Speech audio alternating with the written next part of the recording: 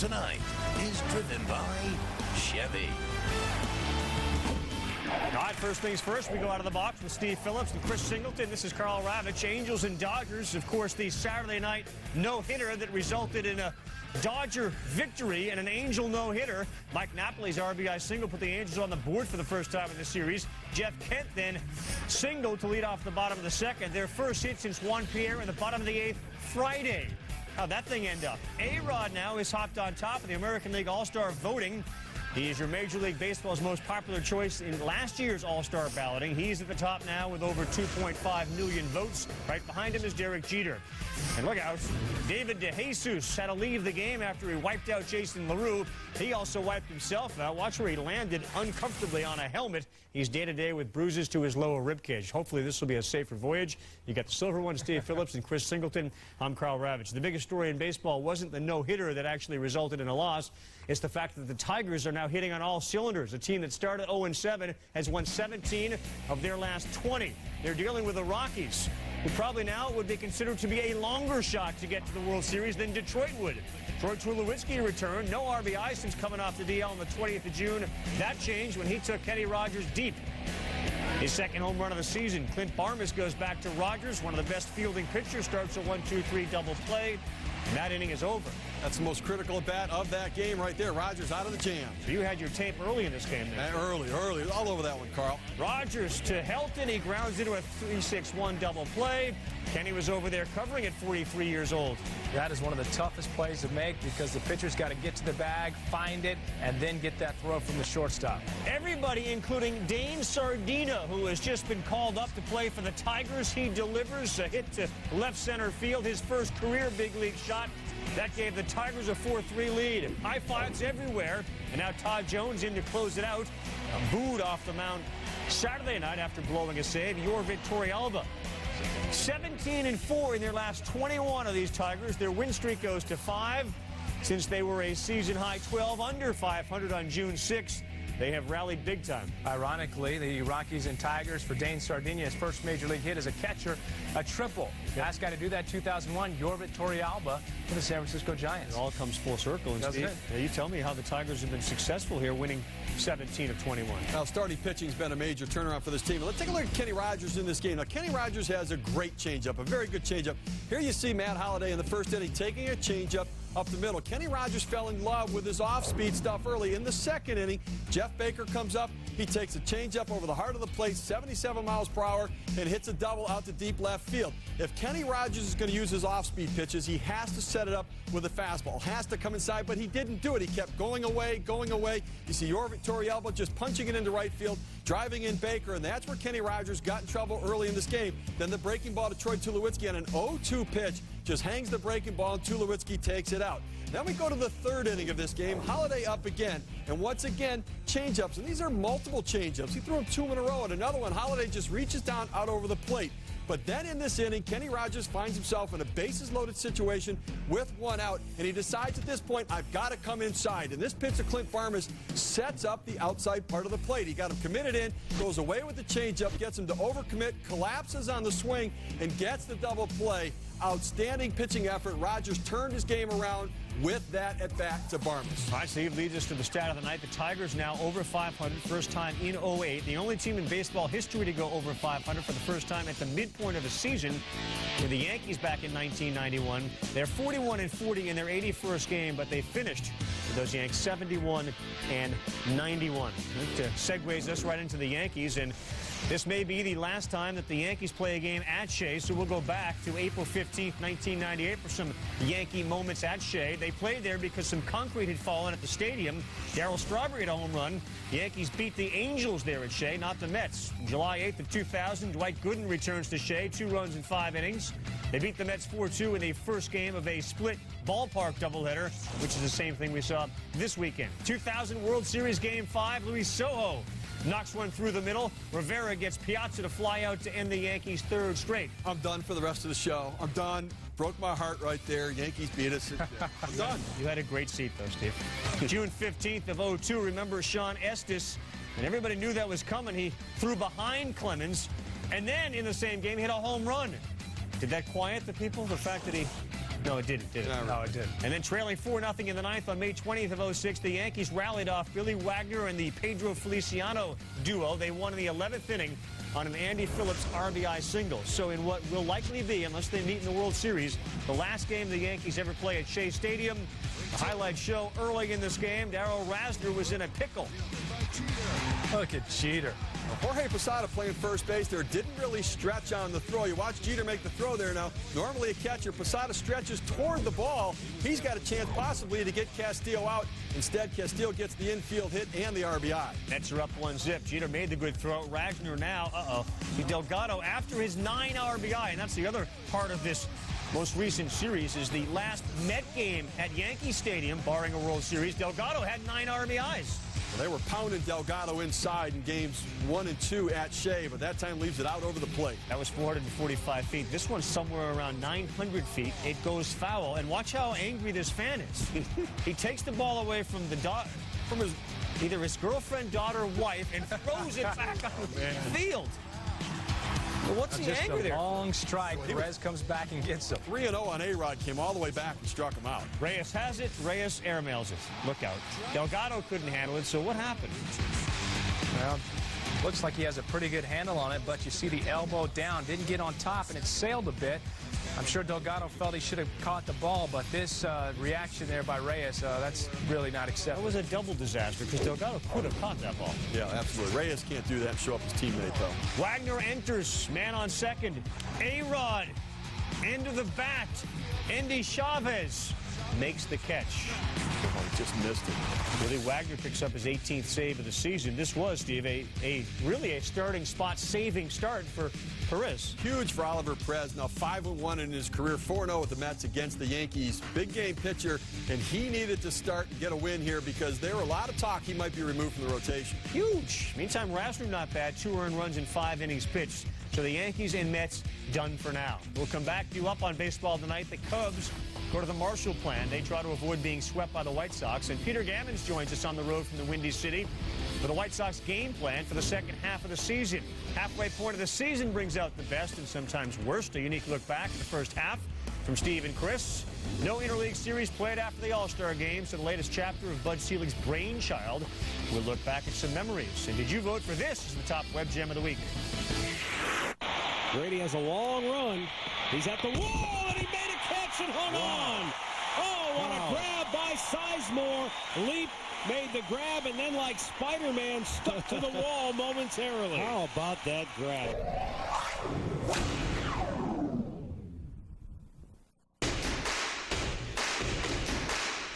The great American holiday is coming, and here's something to celebrate. The Chevy 72-hour sale. You only have 72 hours to declare your independence from interest payments for 6 full years with 0% financing for 72 months. Choose from thousands of Chevys, like the HHR, with an EPA estimated 30 miles per gallon on the highway. The Chevy 72-hour sale. See your local Chevy dealer today. The folks that bought the old Miller place, in spite of what happened there. Excuse me? It's a dead zone. Calls have been getting lost in there for years. The last residents went completely insane. We have the Verizon network. You're good? Well, you've got crabgrass. We test our network every day to be America's most reliable. Verizon Wireless. Get up to $100 off select Motorola phones, like the Z6C for $79.99. This is best for both of us. I promise.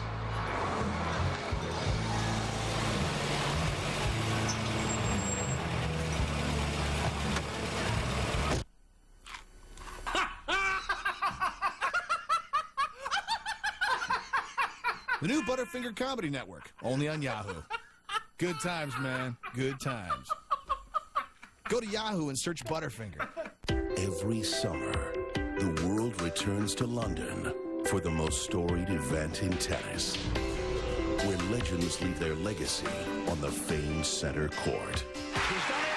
He's done it! Now, after a week of upsets, the game's brightest still remain as one man chases down history and 2 sisters look to recapture glory.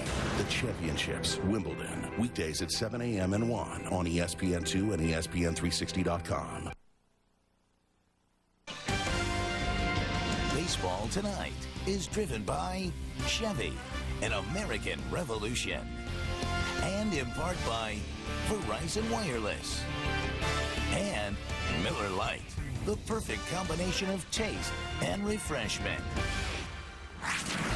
All right, folks, you'll see Jermaine Dye, who has absolutely torn the cover off the ball for the first-place White Sox, 8 homers last dozen games. Cubs and White Sox follows this edition of Baseball Tonight.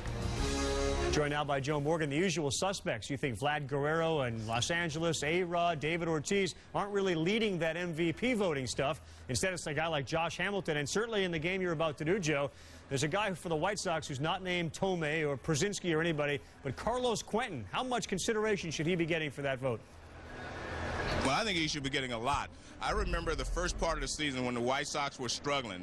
Dye wasn't as hot as he is now, but Carlos Quentin continued to get game-winning RBIs. He leads them in game-winning RBIs. He got great clutch hits. I really like this guy. I like to watch him play. I mean, I like to watch him hit.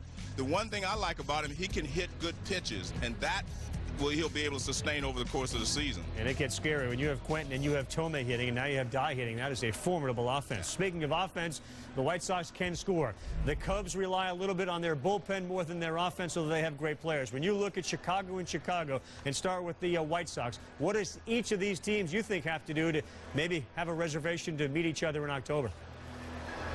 Well, I really think they have to have someone else step in. I think Nick Swisher's hot in June. If he can stay hot with Carlos Quentin, Jermaine Dye, and, of course, Tomei, I think they're going to really have a chance. Przinsky's been pretty consistent all the time. But I really think they need to be more consistent offensively. We know about their pitching. And the one thing to remember, starting pitching is going to win this thing for anybody that's going to win with pitching. And when you look at the Cubs, it's the same thing, starting pitching, because without Zambrano, we don't know what we're going to get from him or how long this is going to carry over. So you have to have someone step in with Dempster, pitch very well, and of course, Lilly is the other guy. But I really believe the starting pitching for both of these teams are going to be key. But the White Sox, in my opinion, play a little better defense, and I think that'll help them down the road. All right, Joe, and Konerko getting healthy as well, so we appreciate you joining us. We'll see you at the game time. Thanks, Joe. All right, Carl. The other team certainly hoping to find themselves playing in October. The Josh Beckett-led Red Sox. A little trouble here in the bottom of the fifth. Lance Berkman putting up an MVP season for the Astros. That's the big Puma. Brings home Michael Bourne. The Astros are up 2-1 after the inning. That's the big Beckett. What's going on there? Just mad. How about Manny? How does Manny go into a slump? He's hitting $182 in his last 13 games. Temporary. You know what? When he's going the other way, that's a good sign. Driving the ball to right center field means he's staying closed and locked in. Tied at 2. What's happened to Hideki Okajima? He was unhittable. 12 of 15 inherited runners have been allowed to score this year, so he has just given it up. He thinks they need to make a change in their bullpen, or at least strengthen it? They need another arm in that pen because they do not have that bridge to get to Papelbon. Valverde walks Ramirez in the ninth with 1 out. Mike Lowell's been red hot, but he grounds out to Jeff Blum, who gets the force at second. Lowell can fly down the, well, not really, but he's safe anyway. He ran hard. That's all that counts. Valverde then gets Youkilis to go to left. Almost looked like Valverde thought that was a little deeper than it went. He thought, uh-oh. Woo! Then he realized, no, it's going to stay. And the Astros end up taking this series from the Red Sox. They win it 3-2. Boston 50 up and 34 down. And, of course, now we all look forward to a huge series between the Red Sox and the Tampa Bay Rays. Baseball Tonight will follow that beginning Monday over the next 4 days. The Brewers and the Twins, two teams that are on a collision course because they've both been playing very well. Ben Sheets, nobody picked him in our double play selection on Sunday during the 12:30 show. 5-0 in his last 7 starts. Brandon Harris to third. Hall, it goes to Hardy. It's short, and he gets him at first. Look at him, staying with the play, never giving up, and you get a big bounce with this turf. That allows you to use it on the back end as you one-hop the first baseman. Standing play by the Brewers. Brian Busher comes in to score. Gomez is going to head for third in the 5th with 2-0 Twins, and Gomez is going to end up being safe. He's as fast as you were. Oh, no, he's faster than me. 2 outs, that's a big risk there, but he got in there head first slide safely. Uh-oh. Delman Young to left, and no one's catching it except a fan. 4-0 Twins. Think about Minnesota's pitching when Sheets is banging his head. Kevin Slowey was outstanding. Can the Twins maintain this the rest of the year? Well, the Twins are a ball club, a system that guys come up, they contribute immediately, and that's why they're always close. They may not win it, but they'll be close and they'll be dangerous to other teams in that division. How about a shutout? Complete game 3-hitter with 8 Ks for Kevin Slowey. Well, 3-0 with a .93 ERA in his last 4 starts in an interleague play. The Minnesota Twins this year 14-4. American League has dominated interleague play in 2008. We'll come back, due up on this edition of Baseball Tonight, the midseason awards. Not your traditional MVP Cy Young stuff. We're going to go much deeper. Steve's got his own list of superlatives. See if it makes any sense to any of you. And another nail-biter for the D-backs. Raising Arizona has given way to sinking hopes out west. And the final chapter of the Battle of the Bands.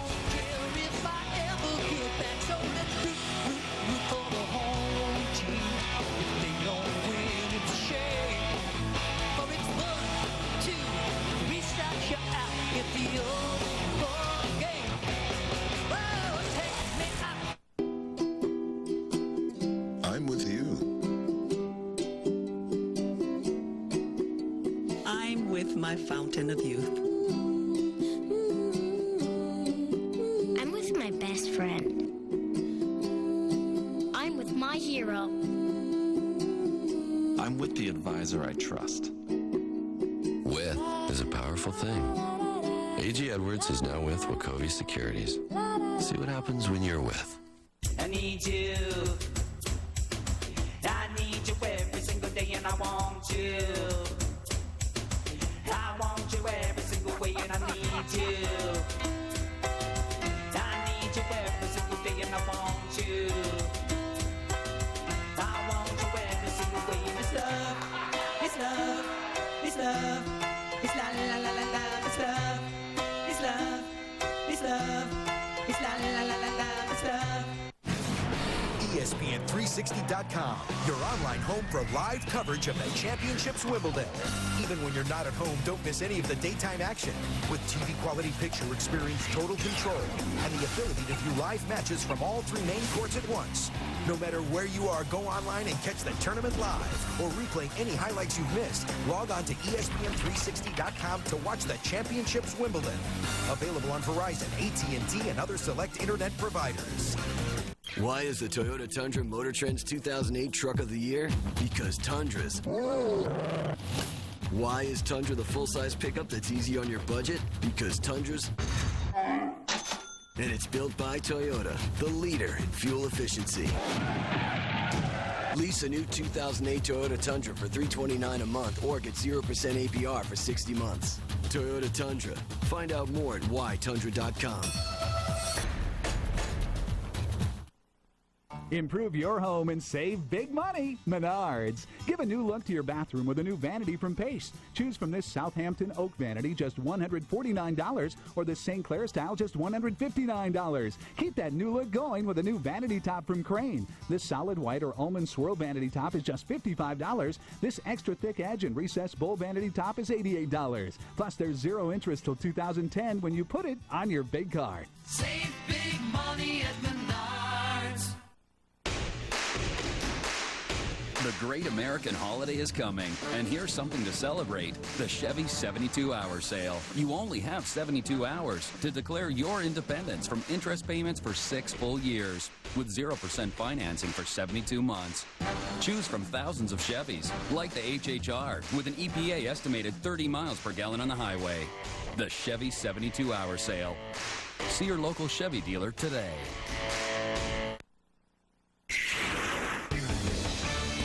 On the road, brought to you by Chevy, an American revolution.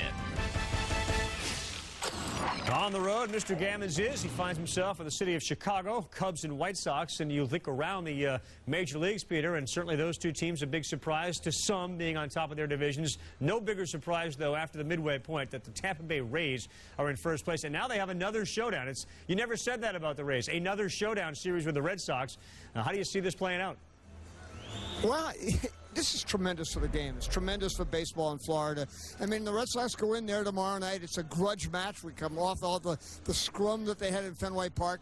And the great thing for the Rays is look what they've got started. They got Jamie Shields. Then they have Matt Garza. And they have Scott Kazmir. 41 starts, 25 quality starts, 18 wins, a 3.38 ERA.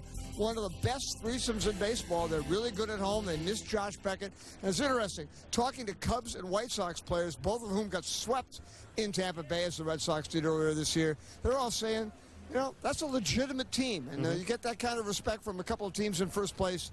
It really makes for a great time. We'll get you the Rays-Pirates highlights coming up a little later on this show. The other thing, Peter, about the Chicago White Sox, Kenny Williams loves to sort of get out in front of it. Steve uses that term a lot, and make the deal before everybody else starts considering it. And yet, if you read some of the things he says, maybe this is a year to kind of stand pat. What do you anticipate him doing? Well, I don't think he's going to do anything. He said, I talked to him for a long time yesterday. He said the only way he will try to make a deal is if one of his starting pitchers gets hurt. Now, let's face it, they've only had one game started by anyone but their front five. But, I mean, Paul Konerko did have a setback this weekend, but he believes in a couple of weeks Konerko will be ready. Nick Swisher goes back to center field. What Kenny said, with all the changes they made last winter, what he doesn't want to do is make a trade for the sake of making a trade and mess up the chemistry between the young players and the veterans that they have here. He really thinks he has a good thing going. He doesn't want to mess it up. You know, the Marlins, of course, have to make some trades sometimes, and they did during the offseason. Peter, thank you so much for your on-the-road segment. We appreciate it. Thanks a lot, man. Marlins are like the Twins. I mean, they keep getting rid of their best players, and they keep consistently winning. Brandon Lyon on in relief in the ninth. Look out, hang 'em and bang 'em. Hanley Ramirez is 18th. That's because they still had the best player in the National League, and Hanley Ramirez, the closest thing to Alex Rodriguez at such a young age. Next batter, Jeremy Hermida. Tough day at the plate. Let's flash back. Earlier in the game, Dan Herring got him chasing there. Then in the third, he swung and missed there. In the fifth, he wasn't doing very well. In the bottom of the seventh, he just looked. So he's at bat, and Dan Herring's gone. Hermida takes Lyon down the line in left. Fair. That was still a good pitch that Lyon made. I guess Hermida just made the adjustment. Jorge Cantu, Marlin pride. They get 2 in the ninth and beat Arizona. They're 5-1 against the Diamondbacks this year. Their third time in the last 9 games overall they win. What is going on with Arizona? Looked like they were trying to get off of it last night. A great performance by Brandon Webb as they picked up a win. Road wins for the Diamondbacks have been very hard to come by. They've won like 8 of the last 28 ball games that they played on the road. Arizona can't score runs. How much would you like to have Dan Uggla, who they lost in the Rule 5 draft to the Marlins, and Carlos Quentin, who they traded away in the offseason to the Chicago White Sox? They'd like them both, although Uggla not playing now. He's got a bad ankle. The Diamondbacks have lost 4 of 5 and 7 of their last 9 overall. Ouch, babe. Braves and the Blue Jays. One of the greatest days ever. Bring your dog to the ballpark. Grooming, please. Mark Teixeira swings in the first. Norton is gone. A.J. Burnett barked his way through it. He started out strong. Now Norton up in the 4th. Right back at you. Burnett. What a lead. A 1-6-3 double play. Nice adjustment, too, by the shortstop. Alex Rios facing Jojo Reyes. Hard on the ground, past the third baseman. Marco Scutaro rounds first, second, and third. Safe. Ran hard the whole way, and that was the key. Could pay off to be big in this ball game. Look at Burnett. Is A.J. Burnett going to get traded? Because if so, there's a lot of people that would think, I'll take that. People somewhat back off at times, but 11 strikeouts, he throws that breaking stuff like that. But how about the Atlanta Braves have now lost 23 consecutive one-run decisions on the road? I mean, they just cannot win on the road. Nope, and they're losing a lot of one-run games. We'll come back. The awards are still to come, NL and AL. Also, a sunny Sunday in San Diego with PV pitching against the M's. A recipe for success if ever there was one. So who put the fly in the ointment? Chris Singleton looks at the superlatives from the first half of the NL, including the best collision at home, the most historic moment, when we come back on Baseball Tonight. How do you want to see the game? You want to be closer? Well, this is no ordinary ticket. This is your ticket to baseball heaven in high definition. Sharp Aqua's the official HD TV of Major League Baseball. And with a blazing 4-millisecond response time and a super fast refresh rate, there isn't a shot in the hole or a screamer down the line that will singe the hair in your nostrils. It will change your baseball-loving life. Aqua's LCD TV. Change your TV. Change your life. Sharp. What goes around comes around. Every time you buy quality products at Citgo, you help keep people in the neighborhood working. Because every Citgo station is locally owned, so you help keep our quality of life working too. Your locally owned Citgo, there at every turn. Who could that be? Oh, wow. I'm there for you, buddy. That was Brad. He really wants to vent. You should go. Ready to vent? Let's vent. Let's vent. Let's vent. Introducing the vented wide mouth can from Coors Light. It lets in air for a smooth, refreshing pour. Is he okay? I think we'll be venting a little longer. Frost brewed Coors Light, the world's most refreshing beer.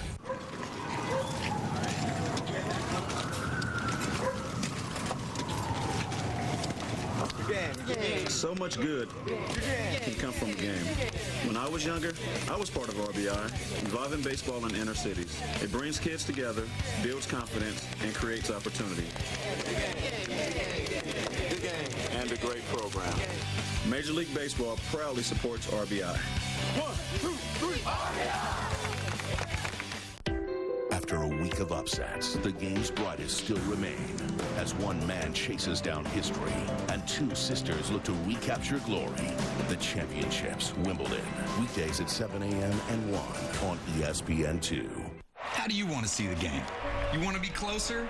Well, this is no ordinary ticket. This is your ticket to baseball heaven in high definition. Sharp Aqua's the official HD TV of Major League Baseball. And with a blazing 4-millisecond response time and a super fast refresh rate, there isn't a shot in the hole or a screamer down the line that will singe the hair in your nostrils. It will change your baseball-loving life. Aqua's LCD TV. Change your TV. Change your life. Sharp. Look at D. Lee. Fourth career 5-hit game yesterday. Is he a double play selection? I believe he was of Steve Phillips. We'll see him soon. Welcome back to Baseball Tonight, driven by Chevy. The Sharp Aquos image of the week could have gone a lot of places. The spinner, though, that resulted in the only hit for the Dodgers Saturday night, which helped result in Jared Weaver and bullpen combining on a no-hitter and losing for 8 innings. The Dodgers won it. They obviously got no hits.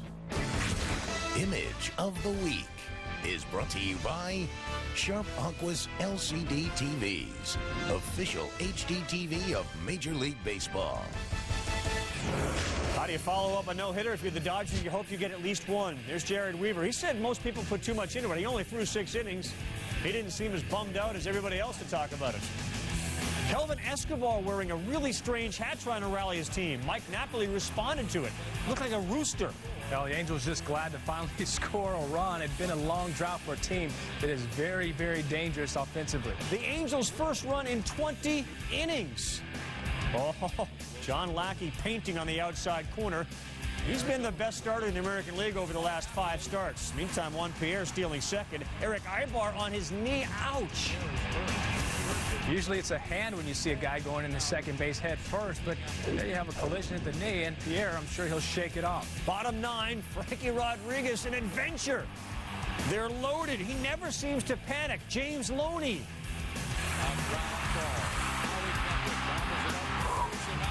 You like Frankie Rodriguez closing games for you? Yeah, he's great. I mean, this guy leading the American League in saves. I mean, you got to get the ball to him in the 9th inning. It may get a little scary at times, but that's what closers, their mentality is built for. Talk about midseason Cy Young Award winners. You got to consider him in that consideration as well. Without question. Lackey has been outstanding, and again, he is a winner now, 6 in a row. 9 Ks as he is 6-1. By the M's from the Padres, Jim Riggleman looking to win his 6th game as manager of the M's, who have won 5 of their last 8. Khalil Green, he's at the plate. Adrian Beltre, you got to be ready at third, goes over to his left, and a good strong throw to get him. Well, he is one of the best third basemen in the American League without question. Uh-oh, a little spinner from Peavy, and that one is headed down the line and left, and it is gone. Drop to the knee there. What's that on the finish? Fell off balance, but he got enough of it to His get out. 15th. Ichiro, extra large today. He singles to left field. 4 for 4 at that point. Ichiro leading off in the top of the 8th. Guess what? Ichiro now has got 100 hits. How many games have they played? 81. Right on pace for 200 hits again. And he's going to do it again, and he's on pace. He will get 3,000 hits here in the United States before his career is over. 5 for 5 on the day. The Mariners win it by a score of 9-2. So the M's beat the Padres. Peavy, you'd figure a lock, but it did not happen. Hi, the Giants and those A's from Oakland. On the mound, Blanton. And Joe. Try to jam Aurelia, but it goes into right. It knocks in Aaron Rowland, and San Francisco is up 3-1. You usually give the Giants a lead like that. They'll hold it. Their pitching is a lot better than you think. Yes, it is. Their offense doesn't score. Durham doubles to right. Lewis is in. It's 5-1. Blanton out after 4. Giving up 7 earned. Andrew Brown. John Bowker. Right corner. Durham and Wynn. This is huge. It's 7-1 Giants. Had some speed on the bases there. Randy Wynn and Ray Durham. They can pick them up and put them down. They once beat the A's with 18 runs. This is the second most lopsided victory for the Giants over Oakland. A lot of deep counts and hitters counts for the Giants today. Staying back on the changeup. Nice job hitting today for the G-man. All right, San Francisco is 10 under 500 and incredibly very much alive in that National League West race. Now, I don't know if Brian Saban's going to go out and get a hitter, but they certainly have the pitching to do it. You see that they are 10 under, but because the Diamondbacks are 41-41, they find themselves in the race. We're going to get to Steve Phillips' American League First Half Award shortly. This is not Cy Young. This isn't MVP. This isn't stuff like this. This is deeper. This is Baseball Tonight deep. So you're going to do the NL. We're going deep. We're going with the best of for the first half of the season. And some of these choices weren't easy, but we got some very exciting plays. We'll take a look here first. Best outfield assist of the season. Pitcher turned center fielder. Look at Rick Hankiel.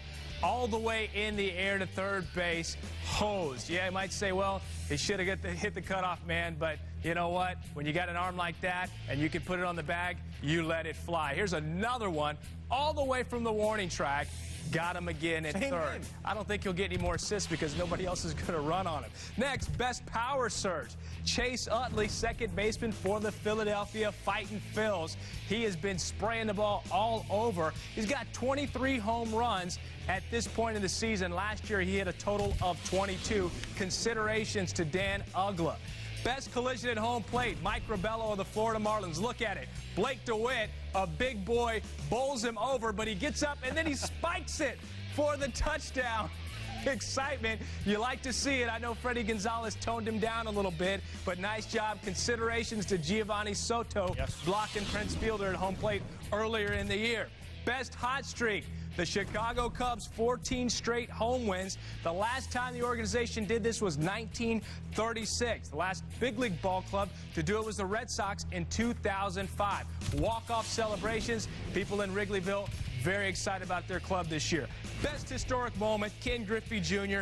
hits career home run number 600. 6th on the all-time list. Did that June 9th against the Florida Marlins. Considerations to Manny Ramirez, who hit his 500th home run this season. But because we asked you to do the National League, you couldn't do the American League. And just unfortunate, and it's not something that Ken Griffey Jr. spends a lot of time worrying about. Had he not been hurt, you're looking at the guy who hit 750 home runs. But instead, we celebrate his 600th. We'll come back. The Silver's ready to chime in with his gold medal awards. The American League will give you the first half. The final act of the Battle of the Bands.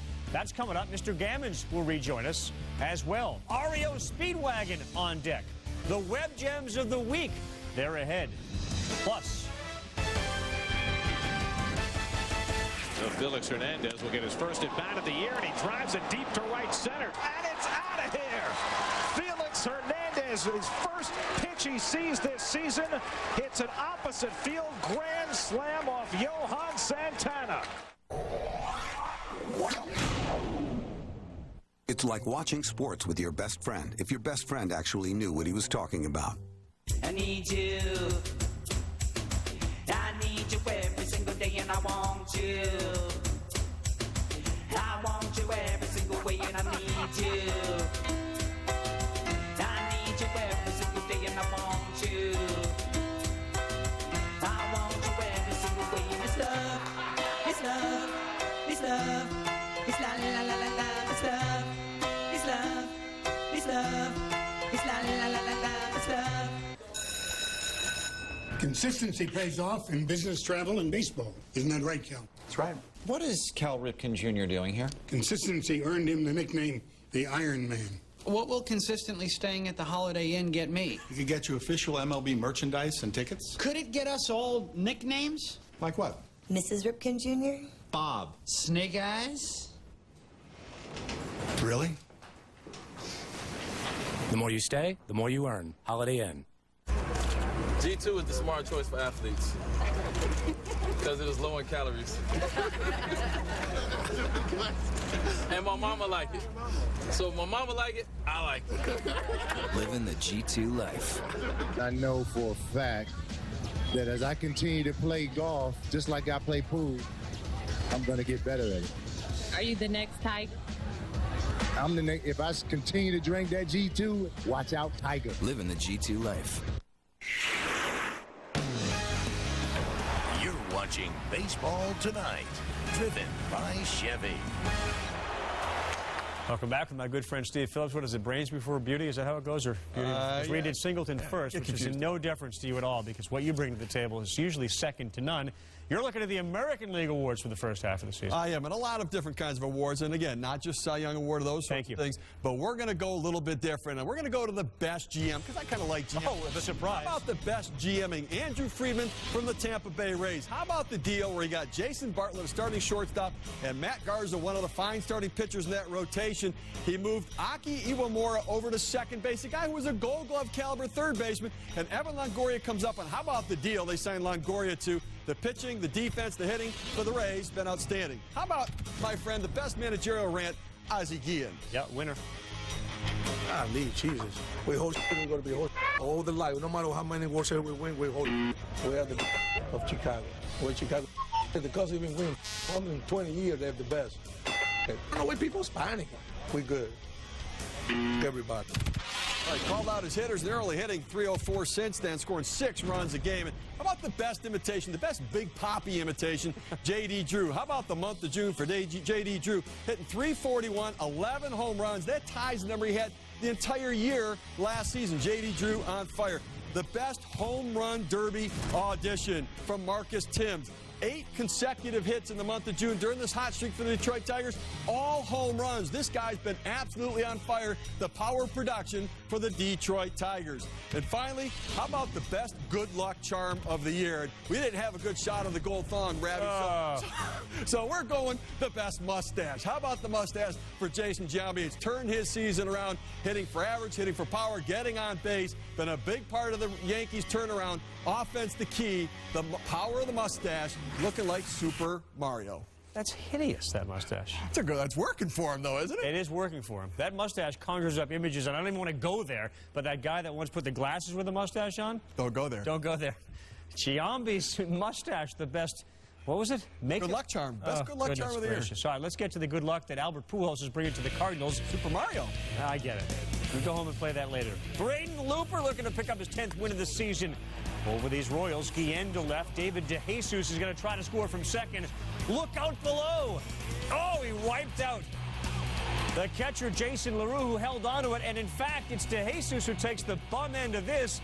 He will land on he lands on his mask. You want the guy on deck to come up and move that equipment out of the way as quickly as he can. He left the game with some bruised ribs. Really? LaRue then hits a shot to right.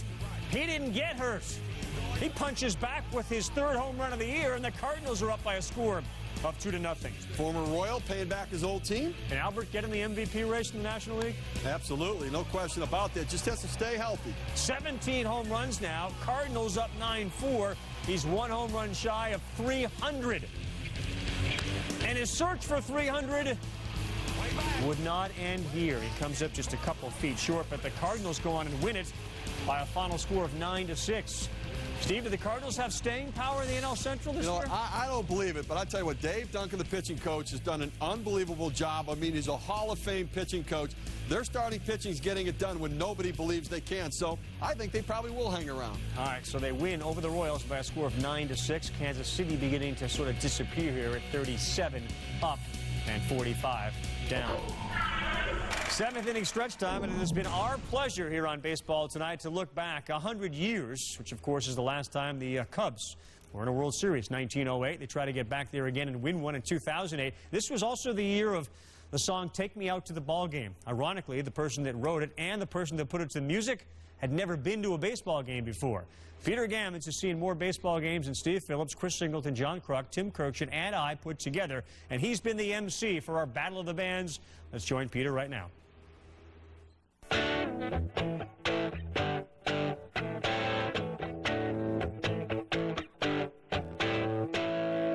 Once again, it's Battle of the Bands time, and tonight we've got a great performance for you. This band named itself after a flatbed truck. We all remember High Infidelity, and in the 70s and 80s, they dominated the airwaves with classic hits. Let's listen to REO Speedwagon and their version of Take Me Out to the Ball Game.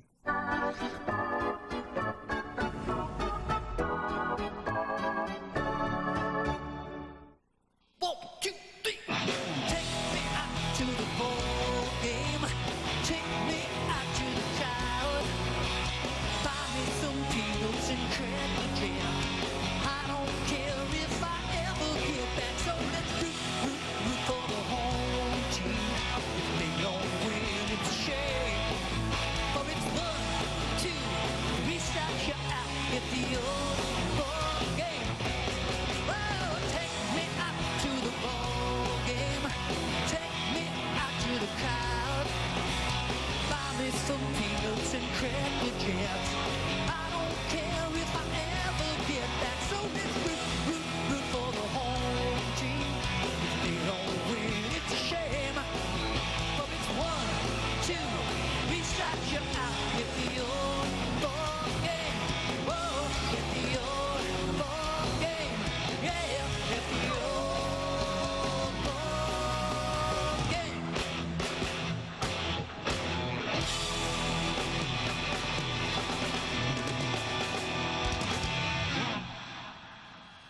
We've been listening to those guys for years. If you like REO Speedwagon's version of Take Me Out to the Ball Game, then log on to ESPN.com, search keyword Take Me Out, and vote for that video. And now, let's go back to the studio.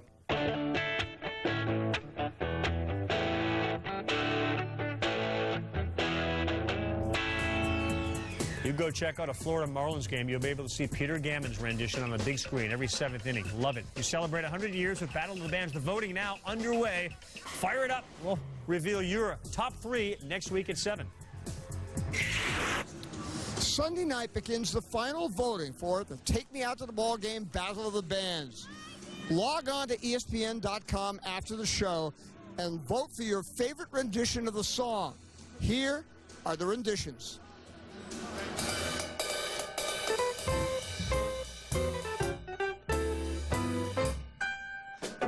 Take me out to the ball game. Take me out to the crowd. Buy me some peanuts and cracker jacks. I don't care if I ever get back, 'cause it's root for the home team. If we don't win, it's a shame, 'cause it's 1, 2, 3 strikes, you're out at the old ball game. 1, 2, 3 strikes, you're out, yeah. 1, 2, 3 strikes, you're out, yeah. 1, 2, 3 strikes, you're out at the old ball game. It's 1, 2, 3 strikes, you're out at the old ball game.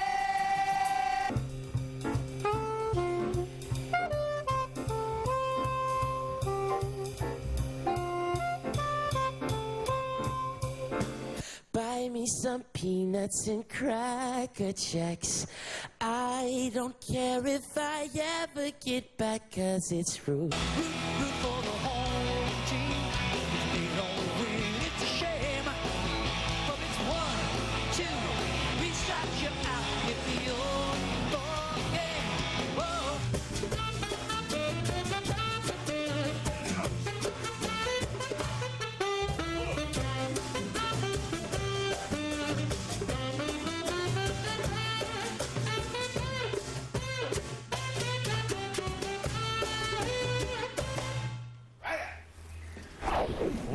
there, all of the fans and individuals, thanks so much for participating. You up here, from Jack Wilson to Sizemore, the Blue Jays in the middle.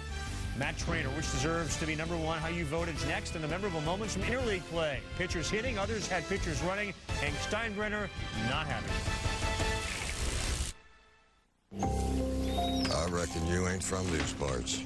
No, we're just heading down the road. There's a bed and breakfast. There's also a dead zone just around the bend. Signal goes in and out. Calls have a way of disappearing. Yeah, we have the Verizon network. You're good. Okay. We test our network every day to be America's most reliable. Verizon Wireless. Add a line for just $9.99 and get unlimited messaging to anyone on any network.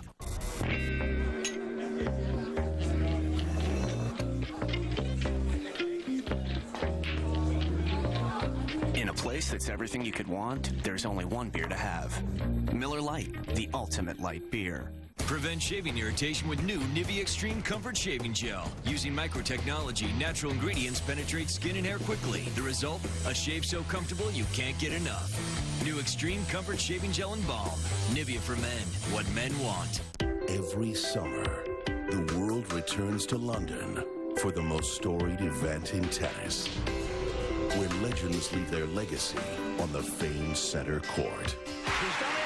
He's done it. Now, after a week of upsets, the game's brightest still remain as one man chases down history and two sisters look to recapture glory. The Championships, Wimbledon, weekdays at 7 a.m. and 1 on ESPN2 and ESPN360.com. Ford has been changing opinions all across the country with vehicles like Escape. That's me. This is perfect.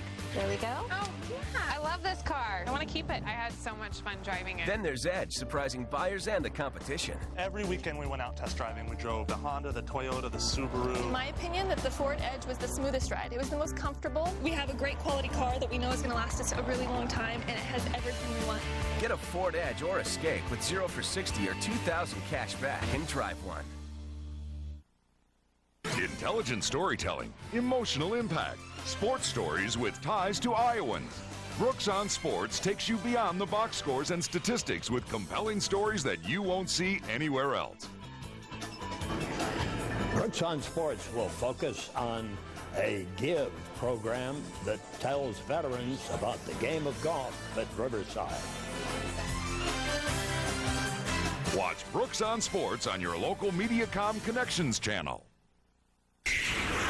Chicago, my kind of town, especially if you're Nick Swisher, starting to hit the ball. 302, 5 homers in June. Hitting the 7th tonight and playing first base. White Sox and Cubs next.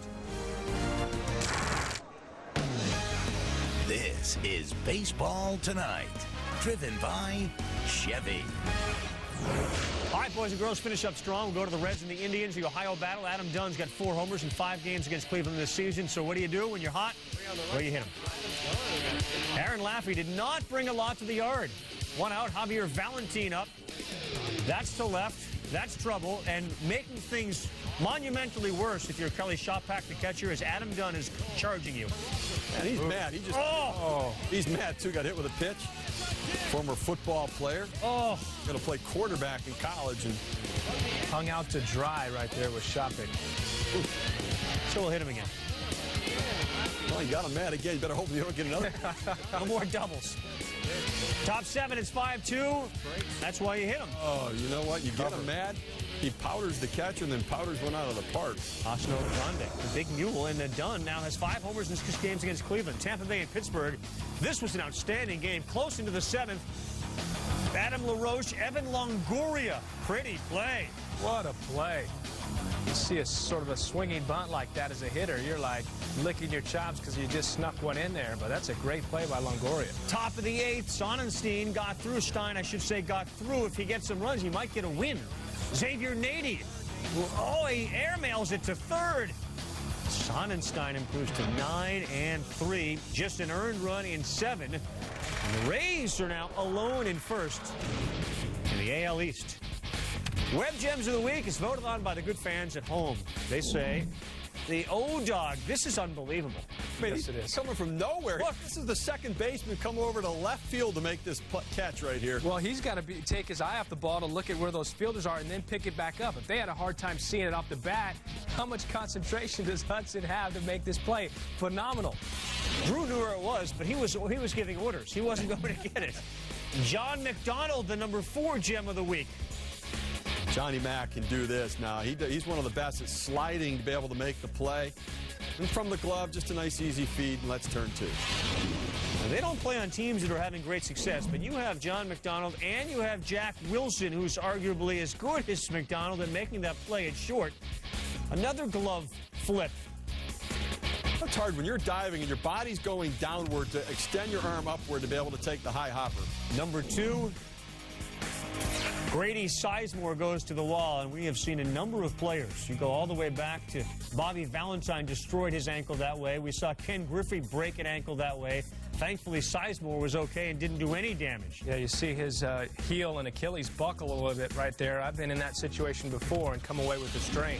Now, some fairly intelligent people have said this is not a great play. Is that accurate, Steve, or is that really a great I like this play right here now. To be able to get your mask off, pick the ball up quickly, barehanded, inning, and then throw a seed to second base to double the runner off, heads-up play. I think it's an outstanding play. Maybe overestimating the intelligence of that person. It's impossible. It's possible. That occasionally happens. Jew up, making some new memories. Yep. Top 5 from Sunday. The final Sunday in June, we'll look at the best glove work and one more interleague game schedule for the 10th of July. A makeup Yankees and Pirates, not stopping us from looking back at the best this season has had to offer.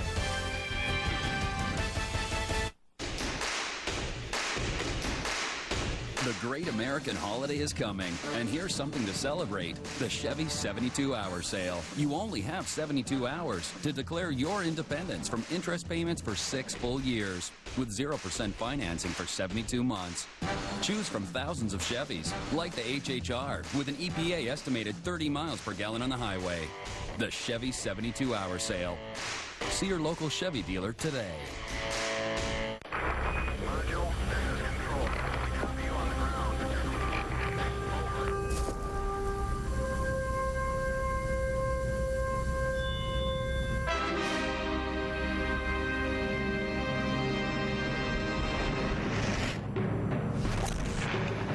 Greatest golfer on earth. What's next? New Gatorade Tiger with 25% more electrolytes. It's in Tiger Woods. Is it in you?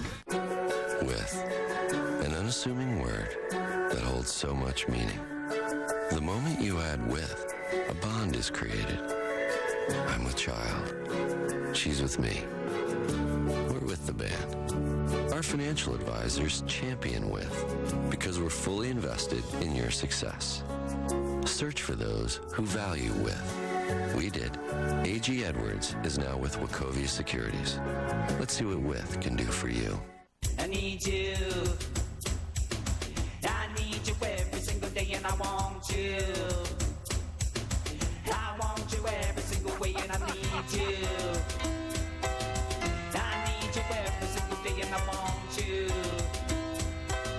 I want you every single way, and it's love, it's love, it's love, it's la la la la la, it's love, it's love, it's love, it's la la la la la, it's love.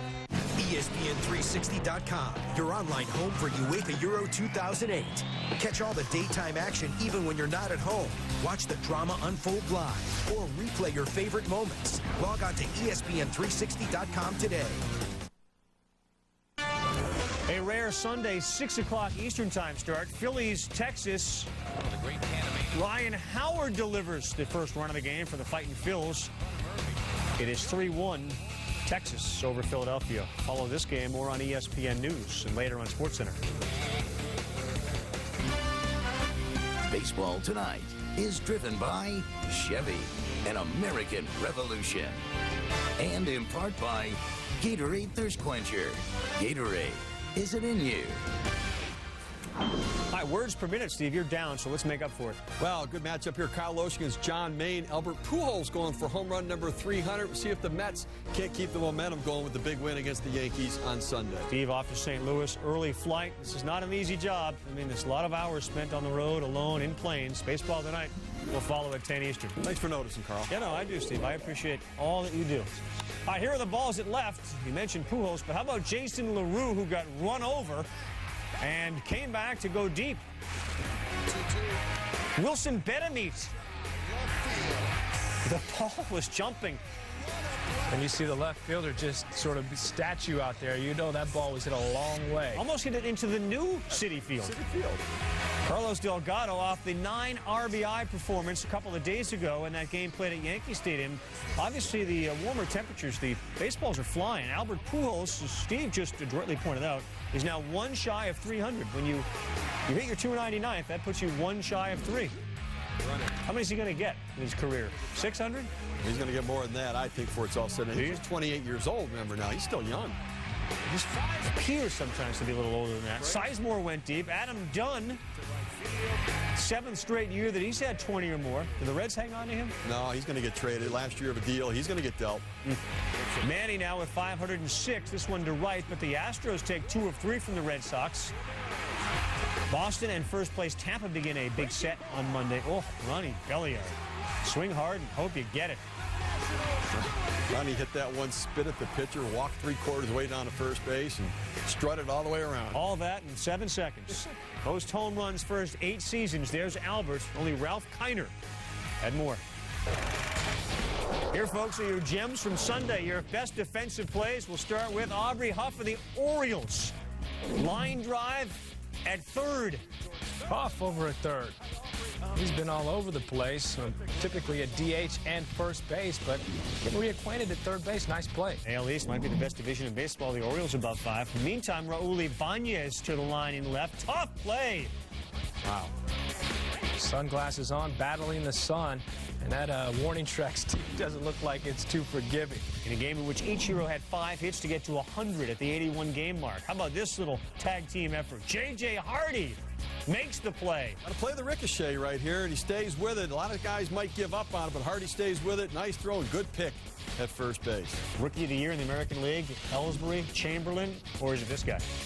For me right now, it's this guy, Evan Longoria, not only for his offense, but because he can do something like this. This kid, I tell you, Don Zimmer's been around the game for a long time, said he's second to none defensively, and he's still just a rookie. We saw a collision not too long ago, and Adam Dunn wiped out a catcher. This one is the #1 gem. This is the Schumacher throw to LaRue to tag DeJesus, and DeJesus ends up being out for the game when he came down on that helmet of LaRue, the catcher's mask, right to the ribs. But a great throw, great block. Great job of LaRue hanging in there, because that's tough. You're totally exposed with your body, and he could have gotten laid out. Not done yet. The interleague moments, as we say so long, with the exception of the one game between the Yankees and the Pirates. And Chin-Ming Wong, this set off the co-owner of the Yankees, Hank Steinbrenner, said, let's get together and all play with the DH. No more pitchers running. Jim Edmonds homered twice in the 4th inning, June 21st, with the White Sox and Cubs. The Cubs got 9 in the inning and won 11-7.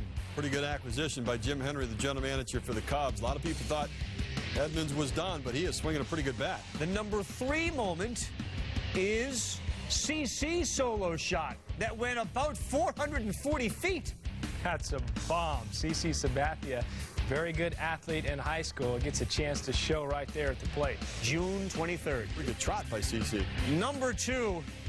This was the bittersweet game for Felix Hernandez. He had a grand slam, the first by an AL pitcher since Steve Dunning in '71. Later in that game, he wrenched his ankle, and he was gone. June 27th, the #1 interleague moment. The memory is Delgado. An RBI double to start things, followed by a granny and a 3-run shot. All those hits by Carlos Delgado are pitches away in the zone. When they get him inside, he has a tough time catching up to it. 9 RBI in the game for Carlos Delgado. And then, of course, we saw him continue with a home run on Sunday. All right, so Steve's off to the Mets and Cardinals. So you're going to hang here and do baseball tonight tomorrow night? Yeah, I'm hanging out for Crucky. That'll be after the show. And get well wished out to the Cruckster. We'll see him next week. Steve, enjoy your game. Chris will join me tomorrow night on Baseball Tonight. Big series starts. We got the Sox and the Rays, Tigers and the Twins, and the Angels and the A's. So long, everybody. Welcome to ESPN's presentation of AL-NL Showdown, presented by State Farm. Tonight from the home of the White Sox, U.S. Cellular Field on the south side of Chicago. It's the Cubs and Sox wrapping up this year's Windy City Showdown. Last weekend at Wrigley, it was all Cubs, starting Friday with Aramis Ramirez and his adios home run. It continued Saturday as the Cubs hit 4 homers, 2 by Jim Edmonds in the 4th inning, and won 11-7. Then, back of Ryan Dempster and Aramis Ramirez's 4th home run of the series, the Cubs completed the sweep on Sunday Night Baseball. This weekend on the south side, it's been payback time. Nick Swisher set the tone Friday with a 3rd inning grand slam, leading the White Sox to a 10-3 win. Yesterday, Carlos Quentin hit a go-ahead homer in the 7th. Then Bobby Jenks finished off a great bullpen performance in the 9th, and the Sox won again 6-5. And now it's Game 3 under cloudy skies on the south side. We're at U.S. Cellular Field, the home of the White Sox. Sunday Night Baseball presented by Taco Bell. 2 first-place teams, the Cubs atop the National League Central at the moment by 3 over the Cardinals, who won today in Kansas City. The Sox atop the American League Central, but by just a game over the Twins, who also won their ball game today, beating Milwaukee at the Metrodome. Hello, everyone. I'm Jon Miller, along with Joe Morgan and Peter Gammons. This is Sunday Night Baseball, our 19th season. Now, last weekend at Wrigley, as you know, the Cubs clobbered the White Sox. They hit 9 home runs in the 3 games as they swept it. Aramis Ramirez led the way. He had 4 of those home runs. But now, this weekend on the south side, it's been all White Sox. They've won 2 in a row, and they have shut down Ramirez. He is 0 for 9 in this series, Joe. Well, John, I think that's the key. They've been able to contain Ramirez. But if you watch the Cubs last week beat up on the White Sox, now they've come to sell, and all of a sudden the White Sox are playing great. They're getting timely hitting, excellent defense, and they have one of the best bullpens that I have ever seen. And what I've learned in these 2 weeks watching these 2 teams play is that both of these teams should be favored to win their divisions. They'll do it differently, though. I think the Cubs will do it with a lot of hitting and also a good bullpen. I think the White Sox will do it with an excellent defense, quality starting pitching, clutch hitting, but I still say they have one of the best bullpens I've ever seen, and watching these guys work is real pleasure, John. Ever? Now, you've seen a lot of bullpens. A lot of bullpens. Wow. All right, we'll see. Now, the Cubs, even though they won that series last week in a sweep, they've lost 7 of their last 11 and 3 in a row. And now they have to face the Sox left-handed ace, Mark Buehrle. And Peter Gammons, Buehrle is pitching his best ball of the year right now. John, Mark Buehrle is back in his place as the linchpin of the White Sox pitching staff. After a couple of early rocky outings, on May 17th, he beat the Giants 3-1, put the White Sox in first place, and that's where they've remained for the last 6 weeks. In that time, Buehrle has gone 4-1 with a 2.54 ERA and averaged more than 7 innings in 8 starts. One of Buehrle's staples has been eating innings. In the last 8 seasons, only Livan Hernandez has thrown more. And in this 2008 season, when the White Sox bullpen has been the best in the American League, one of the reasons is that Buehrle and the rest of Ozzie Guillen's starters have allowed the relievers to throw the 2nd fewest innings of any bullpen in baseball. Buehrle's other staple is his rapid-fire pace, which Joe Crede says makes playing behind him fun. His arsenal is not pure stuff, but he works quickly, changes speeds, cutting and changing on his fastball from 77 to 86 miles an hour, and he locates it in and out with precision. As A.J. Przinsky says, no one ever gets bored in a Mark Buehrle start. John? That's exactly what we wanted to hear. We're ready to be excited, and we're feeling the anticipation. There's electricity pulsing through this ballpark as Buehrle comes in. Derek Lee will be up there in the 1st inning. And right behind him, Aramis Ramirez looking for his first hit on the south side of Chicago. It's the final game of the series coming up. ESPN Sunday Night Baseball is presented by Taco Bell. Think outside the bun. And in part by Suzuki Automotive and the all-wheel drive SX Ford crossover. And Viagra.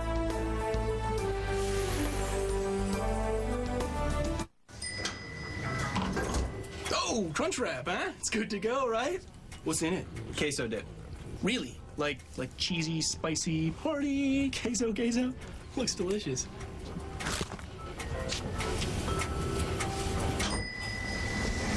Not cool. Now you can get all that cheesy, spicy, beefy queso dip in the new Queso Crunchwrap. Are you gonna finish that? Only at Taco Bell. How do you get even better gas mileage from a Suzuki? How about free gas? That's right. Get any Suzuki with 0% financing, and you'll get a summer's worth of gas free. All just in time for a summer adventure. Since Suzuki is great on gas to begin with, it just doesn't get much better than this. Free gas with 0% financing. Hurry in.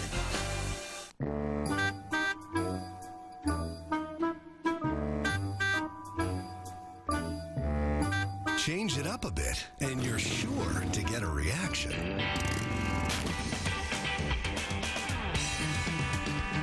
Don't let erectile dysfunction slow things down.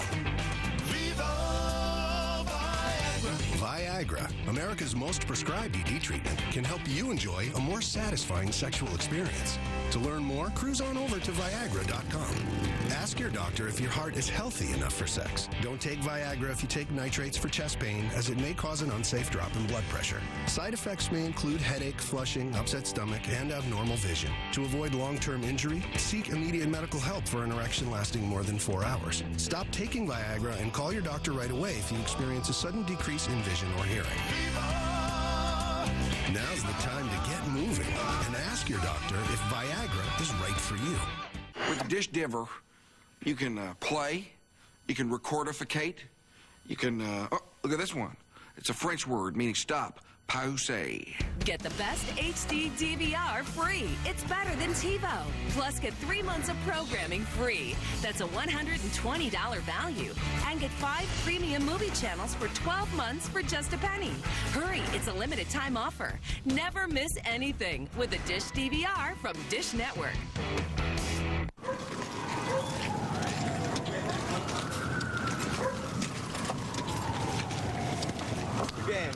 So much good can come from a game. When I was younger, I was part of RBI, involving baseball in inner cities. It brings kids together, builds confidence, and creates opportunity. And a great program. Major League Baseball proudly supports RBI. 1, 2, 3, RBI! And the cell, as they call it here, the home of the White Sox, is pulsing with anticipation. Everybody's standing, clapping rhythmically as the White Sox took the field. There's Lou Piniella, the manager of the Cubs, whose team has fallen upon hard times, especially based on what they've been doing the rest of the year. His second season as the Cubs manager, but they have lost 7 of their last 11 and 3 in a row. The Cubs batting order presented by Taco Bell, Kosuke Fukudome, right field, and Ryan Theriot back in the lineup. He's had a hand injury, has set him out for a couple of days. Shortstop Derek Lee, 5 hits yesterday. First base, Aramis Ramirez, the slugger, hitless in the series. Giovanni Soto is the designated hitter. It'll be Mark DeRosa in left field, and Jim Edmonds in center field, hitting 7th. Henry Blanco does the catching, and Ronnie Cedeno is at second base, batting 9th, all up against 29-year-old left-hander Mark Burley, and he's been at his best, Joe, his last 4 starts, especially. He's gone 8 innings in all 4 of them. And John, what he's done in those starts is he started to get a little bit more movement on his cutter and his curveball, and he works very quickly out there, and he's always around the plate, and that's what keeps his defense on his toes. Cubs and White Sox, we are underway, and Fukudome, normally the most patient of hitters, first ball swinging, and he is retired. The Japanese-born left-handed hitter pops out to the Cuban-born second baseman Ramirez. 1 pitch and 1 out. John, let's take a look at the scouting report for Mark Burley. He was a very fast worker. He's always around the plate. But lately he's had better movement on his cutter and his curveball. And John, I think one of the reasons we saw Fukudome go after that first pitch, as there's a strike to Ryan Terrio, which was a fastball, is because they have been throwing a lot of breaking balls away, the left-handed hitters, and he's been having problems with it. So I don't think you're going to see him go as deep in the count tonight as he has been. 1 ball, 1 strike now to Terrio. By the way, it is raining as we begin this game. A light sprinkle has begun to fall just as Burley threw that first pitch to Fukudome. There's strike 2 to Terrio. Terrio hurt his hand in a game against Baltimore at Wrigley Field on Thursday. Sat out the last 2 days. And not really because he couldn't grip a bat so much as it was very difficult for him to throw a baseball. 1-2 the count. And the slider low and inside for a ball. Burley will work very quickly, as Peter Gammon said. Get the ball, get the sign, and throw the next pitch. And there's the second baseman, Ramirez. Again, and he makes the play on the ground ball. So the first 2 Cubs have hit the ball to Ramirez. 2 down. Burley, 8 innings in each of his last 4 starts. That's the first time in his career that he's done that. As Derek Lee will come up, and when he works, generally the games don't last a whole long time, especially lately. Earlier in the year, he was getting knocked around. And I think his games with all those runs were lasting a little bit longer than here lately, as Derek Lee with a swinging strike 1. Now, Derek Lee was 5 for 5 yesterday, John. It's the 4th time in the last 5 years that he's had a 5-hit game. Right there, outside corner at the knees, strike 2. And the only other player in the major leagues that has done that and even one better is Ichiro. He's had 5 for 5 in 4 games since 2004.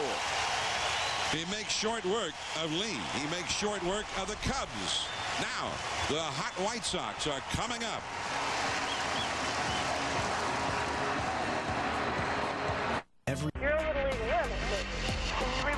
Every 32 minutes in America, someone dies in a drunk driving crash. In Illinois, nearly 600 people each year.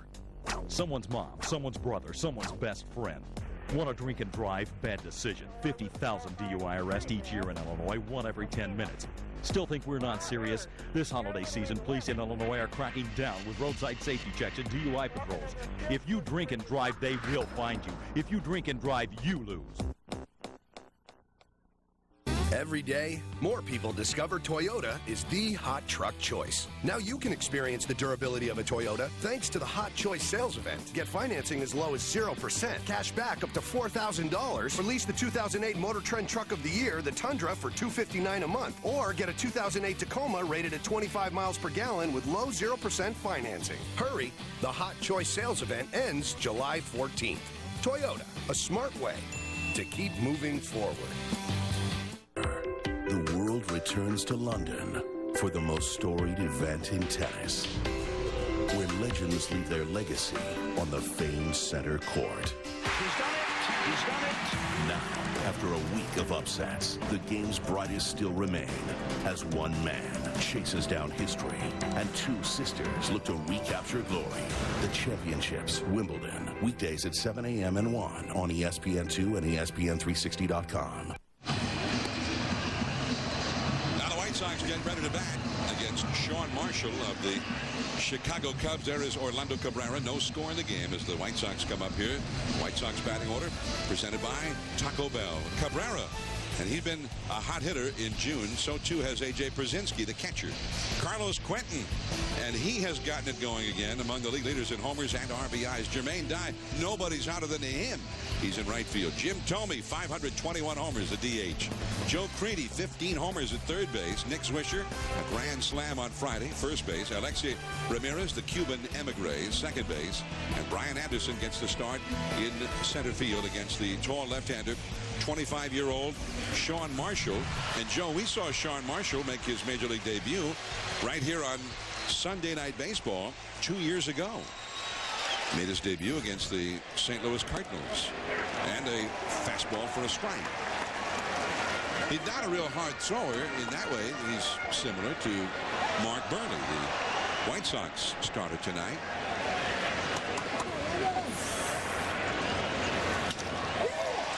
Edmonds back in center field. Now he's there. And one away. That one hit well to the deepest part of the ballpark. John, as you mentioned, we saw Marshall make his first start on Sunday Night Baseball. And his scouting report has changed a little bit since that first time. Now he needs to use his sinker more frequently. He throws a lot of cut fastball, but that often gets him in trouble because if you hang that cut fastball, it's like a mediocre fastball and not a lot of movement on it. It just hangs right there for the hitter to hammer. So the sinker is much better pitch for a left-hander. Going to face the left-handed hitting Brzezinski, who swings and misses at a first pitch fastball down and in. Brzezinski hitting .337 so far in the month of June. As you can see, a light rain is falling here at the Cell, U.S. Cellular Field. No score in the game. And there's a strike on the inside. And Joe, I was looking at the All-Star balloting. The latest American League totals were released today. The balloting ends on Wednesday, and I kind of like Brzezinski in the American League for catcher. Well, here's the 0-2 pitch and a cutter off the outside. John, not only does he hit well, but he has a lot of intangibles. I mean, he's a leader. I mean, he does. I mean, he kind of intimidates the other team sometimes, or gets them upset at least. But I really like the qualities that he brings to his position. Fastball inside. 2-2 the count. Well, he's the guy that handles that pitching staff and handles that great bullpen that you were talking about. Bullpen, yes. 2-2 the count. At second base, that's Cedeno, and Brzezinski is retired. 2 down, and now one of yesterday's heroes, Carlos Quentin, will come up. The former Stanford star, and in the 7th inning against Carlos Marmol, he was behind 0-2, and in the shadows no less, and he hit that home run, and that proved to be the winning run. That put the White Sox ahead 6-5, and that was the final. But you can see with that shot how hard he was running. He didn't think it was going out. And John, you mentioned he has actually been just a savior for this team the first half of the season. They have struggled offensively, and there was a time when he was the only guy that was hitting, and he seemed to be up there in the right spots at all times, and he was driving in clutch runs. He has more game-winning RBIs than anyone else on the ball club. In fact, he's got more than any other hitter in the American League. Correct. 1 ball, 1 strike. But he has definitely been their most valuable player. Jermaine Dye on deck, would be next. 2 down, nobody on. Oh. Took a little something off that one. 1-2 the count. One of the things you do, John, when you're trying to quantify a hitter is how good a hitter he is. To me, good hitters can handle good pitching. That's the difference. It's very simple. Can they handle like the #1 starter, #2 starter, #3 starters? Good hitters can handle those guys. Well, yesterday, Quentin handled one of the best relievers in the league. Well, that's the point. A lot of guys can hit, you know, the 4th and 5th starters or mediocre pitching. But the good hitters can handle good pitching. That's what separates them from the other hitters. Yeah, he can handle good pitching. Jermaine Dye. He's proven that over his career. He's handled all manner of pitching here lately. He's hit nearly for the Triple Crown the last 2 weeks. Jermaine on deck. He would bat if Quentin could get aboard here. 2 balls, 2 strikes the count. 18 homers, 60 RBIs for a guy that in the middle of spring training looked like he wasn't even going to make the team. And a pop-up foul. Blanco over, Lee over. It is Derek Lee with a Willie Mays style basket catch. On to the 2nd inning, and Aramis Ramirez, headless this weekend on the South Side, is coming up.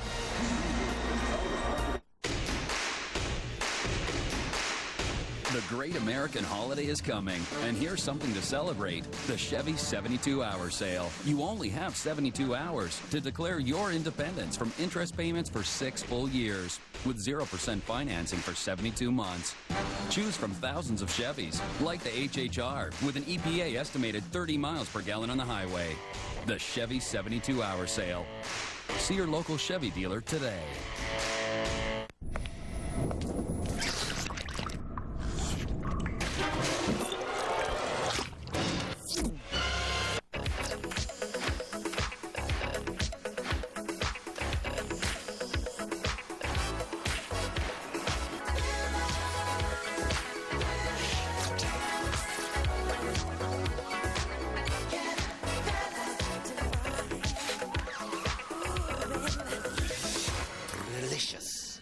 One moment we are feeling spontaneous. Surprise, I'm home. The next, we are happily interrupted. Hey, there's no problem for guys like me with ED. There's Cialis.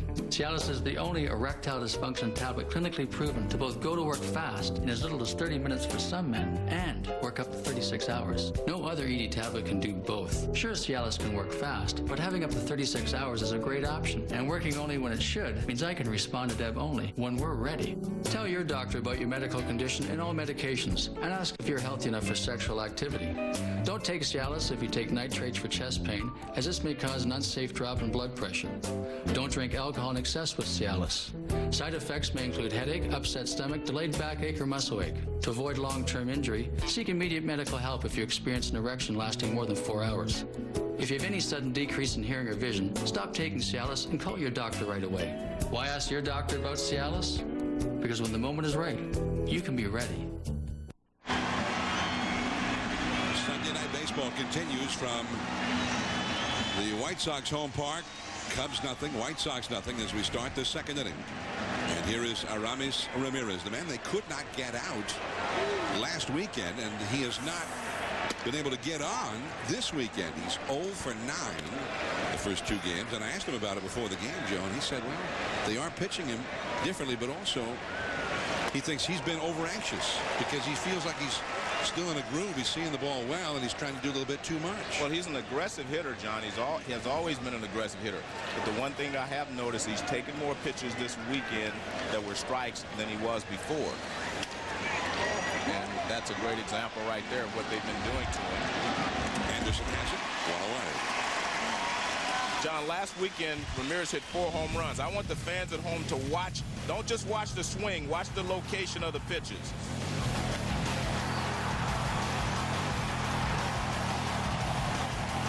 And I think you'll see the similarity from all these pitches.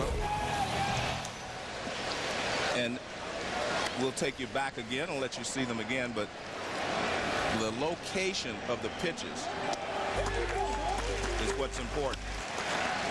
Giovanni Soto with a count of 1-1. He's DHing tonight in the American League Park. He drives one deep into center field. Anderson racing back. That's over his head and off the base of the wall at the 400-foot marker. And Soto legs it into a double.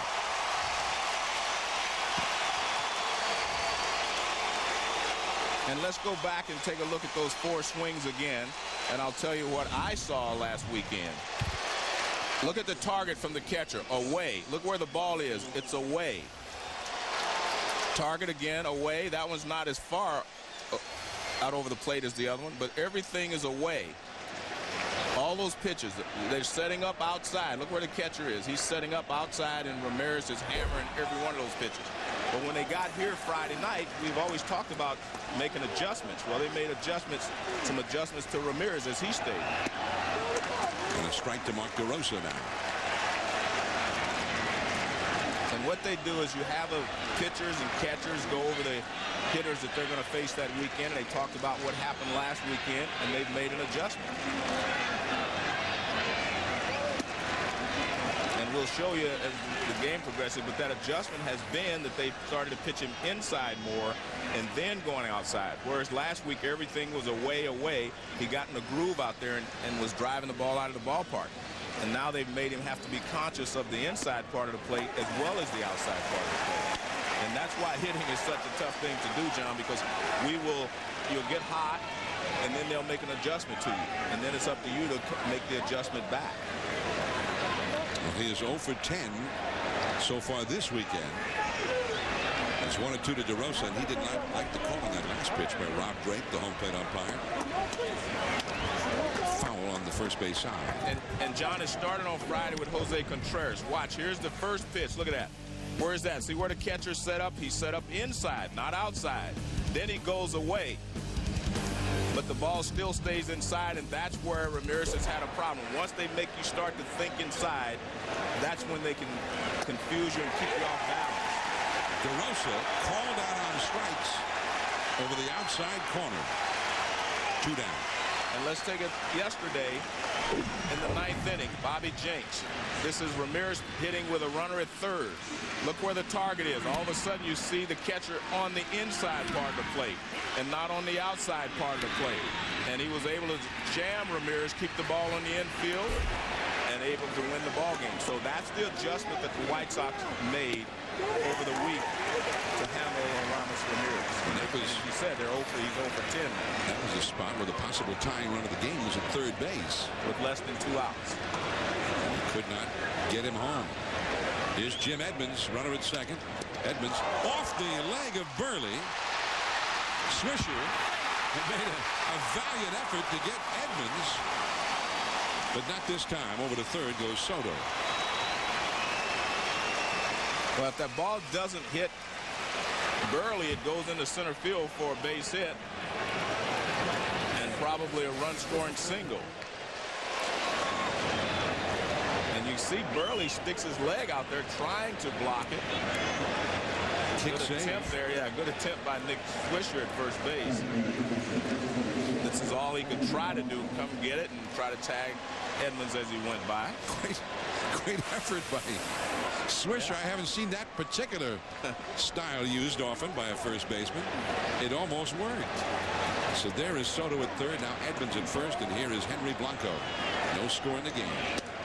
A strike on the outside. Raining in Chicago, but a light rain as Blanco bats, hitting .293.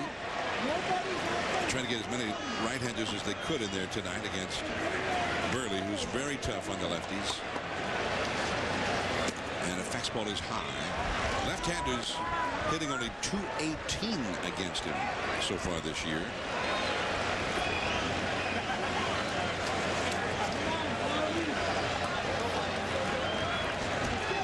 And he's very high again. On deck is the much younger right-handed hitter, Ronnie Cedeno. Burley 3-0 with a 1.41 ERA in his last 4 starts. And a changeup misses badly up and away.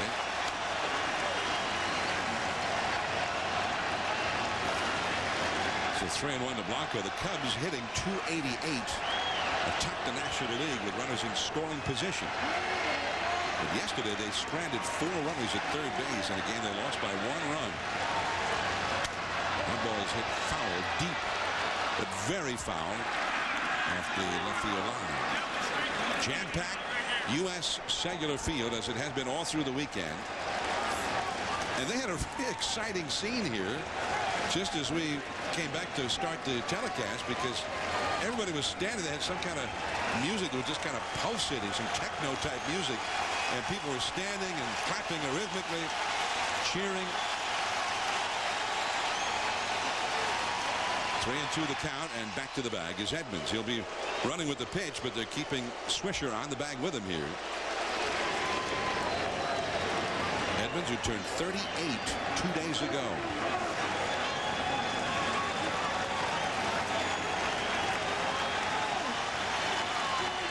There goes Edmonds as Blanco again hammers it foul. Shot, but very much foul. John, that's a normal occurrence. You hold the guy there, but I don't like that play because Edmonds not running well. What difference does it make? I mean, you know he's going. Try to shore up your right side of your defense. Well, a lot of times you won't see that. You see the guy in 3-2 just back up, play behind it. Just play behind it. There goes Edmonds, and a foul back to the screen. I tell you what, Blanco's having some excellent hacks up there. He has not been fooled. His timing is almost perfect on this ball. When they foul the ball straight back, that means that you were right there. I mean, he's got to have a good swing, and you can see that he's seeing the ball very well off Burley. This will be the 8th pitch. There goes Edmonds. That ball is hit deep and also foul. Man, he is crushing the ball, but all of the best ones have been foul. Well, I think this may be one of those situations where it may not be bad to throw one out of the strike zone and see if you can get him to chase it, because everything you're throwing in the strike zone, he's right on it. He does have 2 home runs in his career against Burley in only 15 career at-bats. Ozzie Guillen's enjoying it. Well, he did throw one out of the strike zone, and he walks him. I always remember guys say it's better to walk a guy than give up a 3-run homer trying to be stubborn. Well, he gave up about 4 3-run foul ball homers there to Blanco. A 9-pitch walk for Henry Blanco. Meanwhile, the weather at the moment 67 degrees, and the winds 11 miles per hour out of the northwest, and the forecast says scattered showers are in our future. Although the one we've been having has turned into just sort of a light mist at the moment.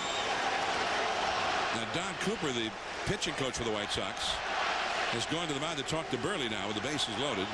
It takes him a while to get there and a while to get back. He pulled a hamstring at Dodger Stadium on Thursday afternoon. I don't think Don wants you to tell how he pulled his hamstring. Oh, we're not just going to tell. We're going to show it. We don't have to tell it. We'll show it.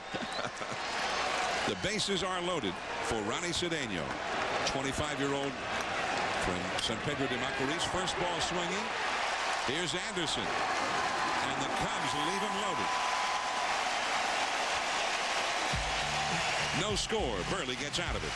Jermaine Dye, red hot, coming up. Tomey and Creedy behind him.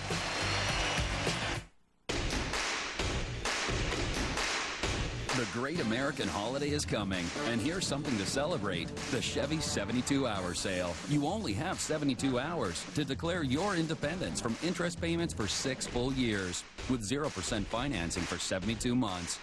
Choose from thousands of Chevys, like the HHR, with an EPA estimated 30 miles per gallon on the highway. The Chevy 72-hour sale. See your local Chevy dealer today.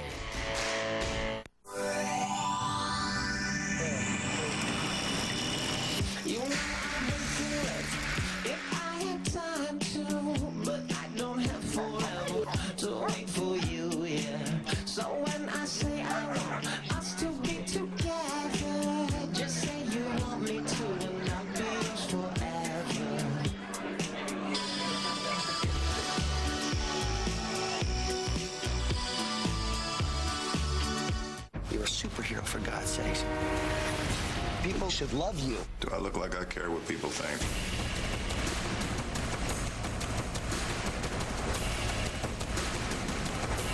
Jerk. Call me a jerk one more time. Jerk. How about you, Thickness? Goggles? Not okay. Hancock, rated PG-13. Special event shows Tuesday. It happens to every guy. While you sleep, your skin dehydrates. Prepare to defeat dry skin with new Gillette Dry Skin Hydrator and Body Wash. It combines a deep cleaning body wash with 3 times the hydrators for a powerful defense against dry skin. You'll step out of the shower feeling like you can take on the world. New Gillette 2-in-1 Dry Skin Hydrator and Body Wash. Unleash the power of your shower. After a week of upsets, the game's brightest still remain as one man chases down history and 2 sisters look to recapture glory. The championships, Wimbledon, weekdays at 7 a.m. and 1 on ESPN2. And the rain has picked up a little bit here at U.S. Cellular Field as Jermaine Dye stands in against the young left-hander Sean Marshall, who throws in ball 1. Dye, in the last 2 weeks, has led the majors in homers and RBIs as he takes a called strike, and he's hitting .435 in that time. Only the Red Sox Dustin Pedroia and the Tigers Curtis Granderson have hit for a better average in that time, so he has been putting up some spectacular numbers. In the hole and through the hole, base hit.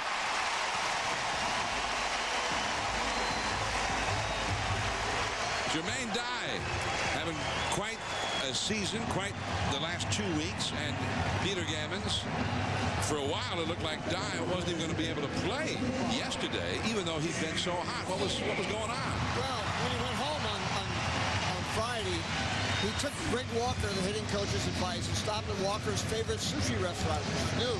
Well, unfortunately, Jermaine got food poisoning, got violently ill. When I got here at 11 o'clock yesterday morning, they didn't think there was any way he was going to play. Of course, he went out and got 2 hits. So Jermaine Dye So even when he's violently ill, is putting up 2 hits. Here is Jim Thome. Check swing and a foul. Although Dye said he was feeling just fine tonight before the game, Joe, so no telling what he might do. He's had 6 hits in 9 at-bats in this series. Well, John, I talked about the White Sox and the Cubs being favored to win their divisions. Jim Thome is going to have to get hot. You don't have to stay hot all year, but he's going to have to carry them for a spell. You know, Konerko's coming back soon, so they'll be at full strength. But I really believe they need some contribution from Thome this year. The big curveball from Marshall misses. We got the shift on for Thome as the count goes to 1 ball, 1 strike. The third baseman Ramirez is at shortstop. The shortstop is right up the middle, Terrio. The second baseman is well over toward the first base line. Lee on the bag with Dye at first. That's a familiar sight for Jim Thome. He's a pull hitter all the way. Back to the screen, had a mighty cut. But what I was saying, though, John, is you don't have to hit consistently over the course of the whole season. But if you're a guy like Jim Thome or Konerko or even Swisher, if you can get hot for a 2-week spell and help carry your team for that length of time, then you're making a big contribution. There are only a few players that can do that. And that's why it's important for Jim to be able to do it this year, because they need to be a little bit more consistent. Got in under the hands with a fastball that time. Fouled. 1 ball, 2 strike. Well, Thome had it tough going all the way through this early part of the season. Well, we're at the halfway point now, but only with a 2.22 average. Then he had to sit out about a week with interleague play in the National League parks, where he did not play. See, he hit only 207 in April and May, and only 267 so far in June, and had the long layoff. They played without the DH in the National League parks. But this is a guy, Joe, he's had lots of hot streaks. Every year for sometimes weeks at a time. He's got 521 career home runs. One of the great home run sluggers of all time. Well, he used to be consistent for the whole season, hit 40+ home runs, etc. But you can't expect that anymore. You just want the contributions that he can make periodically and carry your team. That curveball hung a little bit high. You could hear the Cubs fans in attendance were kind of like, whoa, I don't know. John, every pitch they've thrown him has been on the inner half. This is supposed to be a breaking ball away. And according to K-Zone, those Cubs fans were right. Right there. So he got a break. 2-2. Into the defense and through. And Dye will ahead for third. Marshall goes over to cover third. As the throw goes through into second, goes Jim Thome.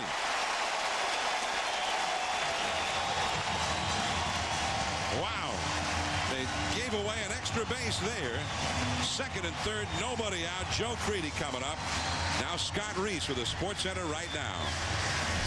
All right, John, congrats to Spain, your Euro 2008 champ, after a 1-0 victory today over Germany. The Spaniards earned their first Euro title since 1964. And Kurt Busch wins a rain-shortened Sprint Cup race at New Hampshire, the first victory for the Penske Racing driver since last September at California Speedway. Sports Center 11 Eastern. Stay current with ESPN News. Kosuke Fukudome, who's got a great arm, but he gave away an extra base to Jim Thome. Heads up base running by Thome. Excellent base running. But there was because of the alignment, John, is also what caused a little of that confusion. And we'll show you when we get a chance. Here's Joe Creedy. The infield stays back. And Marshall gets the high strike there to Joe Creedy. Remember, you had just mentioned how the infield was shifted around.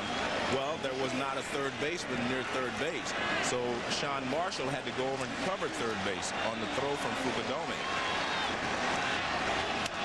Creedy with a foul out of play. Now watch, Ramirez, we'll see Ramirez trying to get back here. Here's Ramirez trying to get back over here. No one's at third base.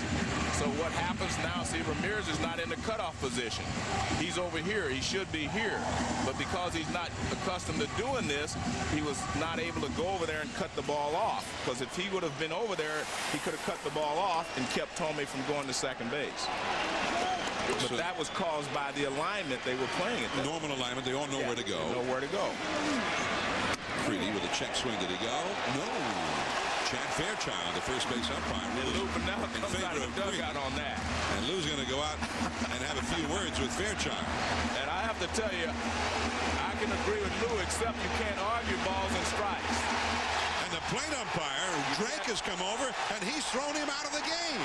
Well, you can't come out and argue balls and strikes. If the umpire is correct, I'm not sure that he should have done it that quickly, but you cannot argue balls and strikes.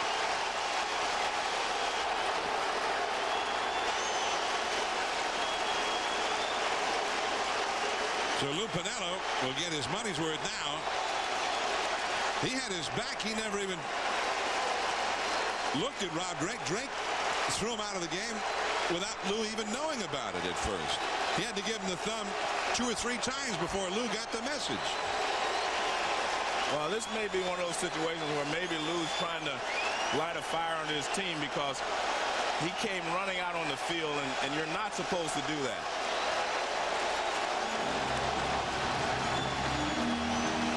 Yeah, the umpire at first base, I saw him put his arm up to tell Lou you can't argue balls and strikes. Now, I'm going to have to agree with Lou because I thought he swung, and from this angle it looks like he did. But you can't do that. He's saying don't come by and you can't argue balls and strikes. But Lou had started to turn around when he did tell him to go back. Lou had turned around when Fairchild said no. Both Fairchild and Drake, minor league umpires who work during vacations and that sort of thing among the regular major league umpires. So Lou Piniella tossed out of the game. Well, the ball fouled out of play by Creedy. You hate to see that when it was such a blown call like that. Yeah, but here's the point. I mean, both of the umpires are correct. I'm not going to put that on them. They're correct. Lou came out. You're not supposed to come out of the dugout and argue balls and strikes. Now, Fairchild put his hand up, and Lou did stop. And Lou started to go back into the dugout, and that's when Drake threw him out. So I think Fairchild handled it properly. 1-2 the count. This time, Drake himself makes the call.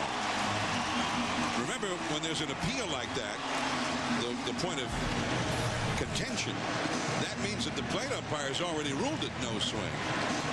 And then the appeal is made to the first base umpire, and then he agreed with it. That is the first time this year that Lou Piniella has been ejected from a game. Alan Trammell, the bench coach, is the acting manager now for the Chicago Cubs, himself a former big league manager with the Detroit Tigers. I mean, I really hate to see Lou get thrown out. He was wrong for going out there, but he did turn around when Fairchild, said go back in. Here is Swisher. He drills one foul as Jermaine Dye, the runner at third, hit the deck. So strike one to Nick Swisher, who had the grand slam that broke the game open early on Friday afternoon. Swisher starting to get things going here in the month of June after a horrible start to his season. He's hitting .302 in the month. Switch hitter. Infield backed up. He get a run home with a ground ball to one of the middle infielders. The curve in the dirt is Joe Creedy could have also, and Joe, one of the most remarkable things in a sort of a bizarre way about Creedy's season is that he has not hit at all against left-handed pitching. Right. He's hitting 106 for 60 against lefties, no homers. All his home runs come right against right-handed. He's got 15 home runs, all against right-handed pitching, none against lefties. Well, that fastball is too high. When you see his numbers against a right-hander, you'd expect he'd be leading the league in hitting right now, because ordinarily you'd expect him to be hitting even better against left-handers. But he has been almost non-existent against left-handers. And again here, he strikes out against Marshall, where a ground ball could have knocked in a run. 2-1 to Swisher. Runners at second and third. No score, second inning. That's shallow in left field. DeRosa, normally an infielder. And here comes Dye with a bluff. Ramirez cuts it off. And you can see Ramirez, because of the normal alignment, he's in position to cut the ball off. And we saw when Dye was going at third, he was not in position because it wasn't a normal alignment.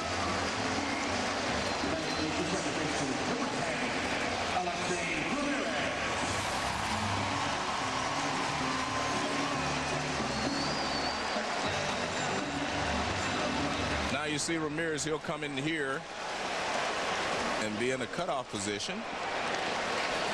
And not only do you get in a cutoff position, you give the outfielder a target to throw to. So if he doesn't cut it off, the ball should ideally go right through to the catcher at the plate. That's part of the alignment. So now 2 down. Here is Alexi Ramirez. First ball swinging. A pop-up in front of the plate.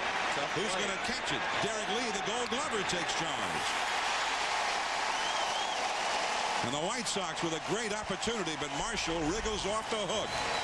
Top of the order coming up for the Cubs against Burley. We go to the... What is the best kind of road trip? The kind without a road. The Toyota Tacoma is rated at 25 miles per gallon, so it'll put more miles of dirt, rocks, and mud between you and your next stop for gas. Lease a tough and fuel-efficient Toyota Tacoma for $249 a month, or get 0% APR financing. Toyota, a great way to keep moving forward. Quality products for low prices, Menards. Woolman Concentrated Deck Cleaner cleans wood decks and siding prior to staining, while bringing back the look of new wood. It makes 5 gallons and covers 750 square feet, only $12.94 a gallon. Makes staining and painting projects go faster and easier with Wagner. The Paint Crew Plus sprayer is 4 times faster than traditional painting tools, only $159 after $40 rebate. Dedicated to service and quality, Menards. Save big money at Menards. You look a little thin. Yeah, that's a very mom question, but yeah. I mean, enough. I miss you, baby. I miss you too. Love you. Yeah, we love you. We tell everyone about the relief work you're doing, you know? Of course you do. Welcome to a network that's bringing countries and families a little closer. It's been a while. Cisco, welcome to the Human Network. We're down the stretch with new jockey Shaquille O'Neal on Chunk of Love. Extremely large for a jockey. He tried Vitamin Water Power C and decided to saddle up for this. And I don't believe it. Chuck's boxing out Maroon. The crowd is on its feet. Prime Chili, Chunk of Love, betting the winner. Too close to call. Sweet Mother Molasses, it's a photo. It's Shaq Nose. And he's done it. O'Neal and a valiant filly named Chunk of Love have made history. Vitamins, electrolytes, no sodium, vitamin water. Try it.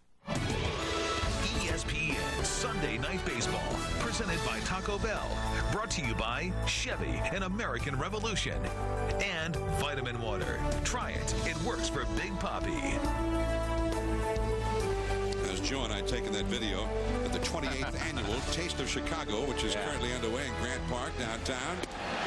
Started Friday and will run through the 7th of July. Over 60 local restaurateurs will feed more than 3 million people in that time. There's Fukudome, who popped up to second on the first pitch of the game from Burley, is quickly behind in the count 0-2 to Burley this time. Both teams had a great opportunity to score in the second inning, and neither did. The White Sox particularly futile because they had second and third and nobody out, where a ground ball, a fly ball, they didn't have to get a hit to get somebody home, and they just couldn't do it. And remember when Ozzie went off on them, you know, about hitting and so forth. It wasn't so much about just the hitting, it was about those types of situations. Fukudome fighting one off. He swatted at it like it was a bug. Well, he's got a very unusual swing, to say the least. I mean, he's kind of moving toward first base, but he stays there just long enough. He's similar to Ichiro, but Ichiro stays there a lot longer. Watch his momentum goes toward first base. Everything. Burley, another save and a wild throw. Fukudome safe at first. Nice save there by Swisher. I don't know if he got the glove on that one or kicked it again. He made a kick on an earlier ball hit by Edmonds. Well, this is a tough call here, whether it's a base hit or an error. Now, I mean, if he makes a good throw, he's going to get him. But the speed of Fukudome forces him to hurry, and he throws high to first base. You see, he clearly would have been out with a good throw. But he had to rush himself because of the speed of Fukudome. It is scored as a hit for Fukudome. And here is Ryan Terrio, who grounded out the second his first time. Speaking of hits and scorers calls, how about last night in the all-LA area matchup in interleague play, the Angels and Dodgers? The Dodgers never got a hit, and yet they won the game 1-0. They got no hit and won. Back to the bag is Fukudome. It was Jared Weaver and his error. The official scorer had to make a call early in that game. And a ball hit by Matt Kemp. Scored it an error. This could be two if he gets it. Nice pickup. The second one. The first not in time. Terrio too fast. What a pickup, number one, and what a feed by Alexi Ramirez to Cabrera. Cabrera took a little too long to get the ball out of his glove. But, I mean, a fabulous play by Ramirez. Now, watch this. He backhands it. I mean, it was a tough play just to catch it. Now, he's thinking already, how am I going to get it there? Look at that. Perfect feed, but it just takes Cabrera a little too long to get it out of his glove. But they got one. And I mean, that's big time. And it was a little high for Cabrera, which is not ideal. Right. And Terrio back to the bag. Terrio is a base stealing threat. He got 13 steals to lead the Cubs in that category. Derek Lee, the hitter. He had a 5-hit game here yesterday, but struck out on 3 pitches his first time tonight. John, you know what was fabulous about that play is that Ramirez has a big glove. Normally, you see a lot of second base with small gloves. They can make that play. But he's got a big glove, and he was still able to make the play by shoveling it to the shortstop. That was an Omar Vizquel kind of a feed. But watch how big is it. See, he's got a big glove. That's more of a shortstop glove. Look how big that glove is. Now, he's still able to control it well enough. Perfect. I mean, that's excellent play. 1 ball, 1 strike to Derek Lee. Aramis Ramirez on deck. And the fastball is high. 2-1. And Peter Gammons, Alexi Ramirez, of course, was a shortstop in the Cuban leagues. Well, if you talk to Ozzie Guillen and Joey Carr, they'll tell you second base is his 3rd best position. His best position is shortstop, then center field, then second base. And there's probably a pretty good chance that Orlando Cabrera is going to end up leaving here as a free agent at the end of the year. Ramirez is definitely their shortstop in the future. And his manager certainly knows shortstops. Ozzie Guillen himself a Gold Glove shortstop as a player. Changed up. And that really fooled him on a 3-1 count. And, John, I've said this over and over, and that is that if you're a shortstop, a great shortstop, you can play any of the other infield positions. And second base is probably the easiest, position to play just catching the ball. 3-2. There goes Terrio. And ball 4 to Derek Lee.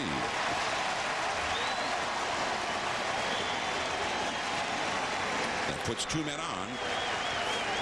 And Aramis Ramirez comes up with a chance to do some serious damage in a scoreless game. Now, Mark Burley has been pitching beautifully of late, but keep in mind, one of the things he's up against tonight, the Cubs are the highest scoring team in the National League, and they have been at their very best against left-handed pitching.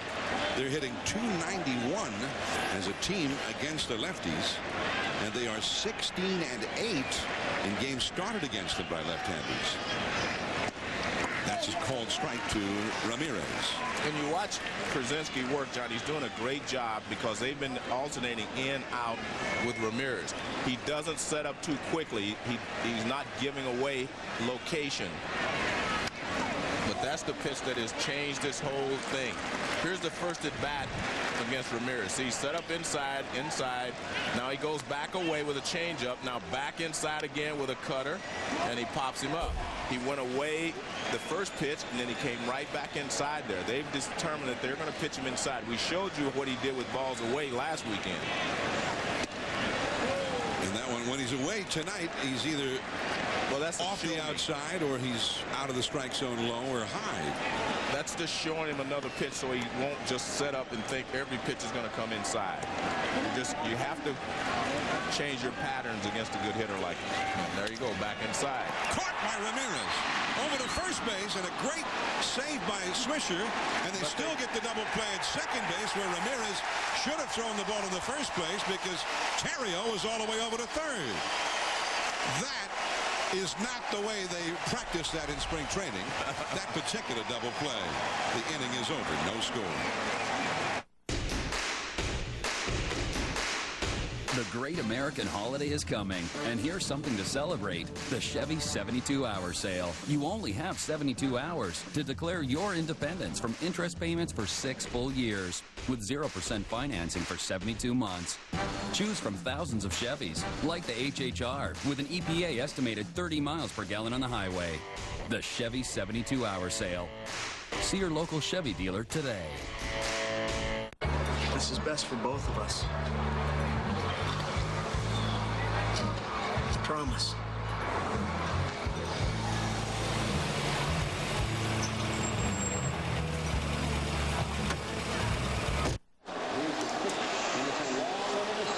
Sunday night baseball. Cubs fans, White Sox fans coexisting peacefully so far anyway at the Cell, the home of the White Sox. And we're at the halfway point of the 2008 season in the American League. A guy having a phenomenal year is the outfielder from the Texas Rangers, and that is Josh Hamilton. Well, John, the halfway mark of the 2008 season arrived this weekend with Tampa Bay Astros.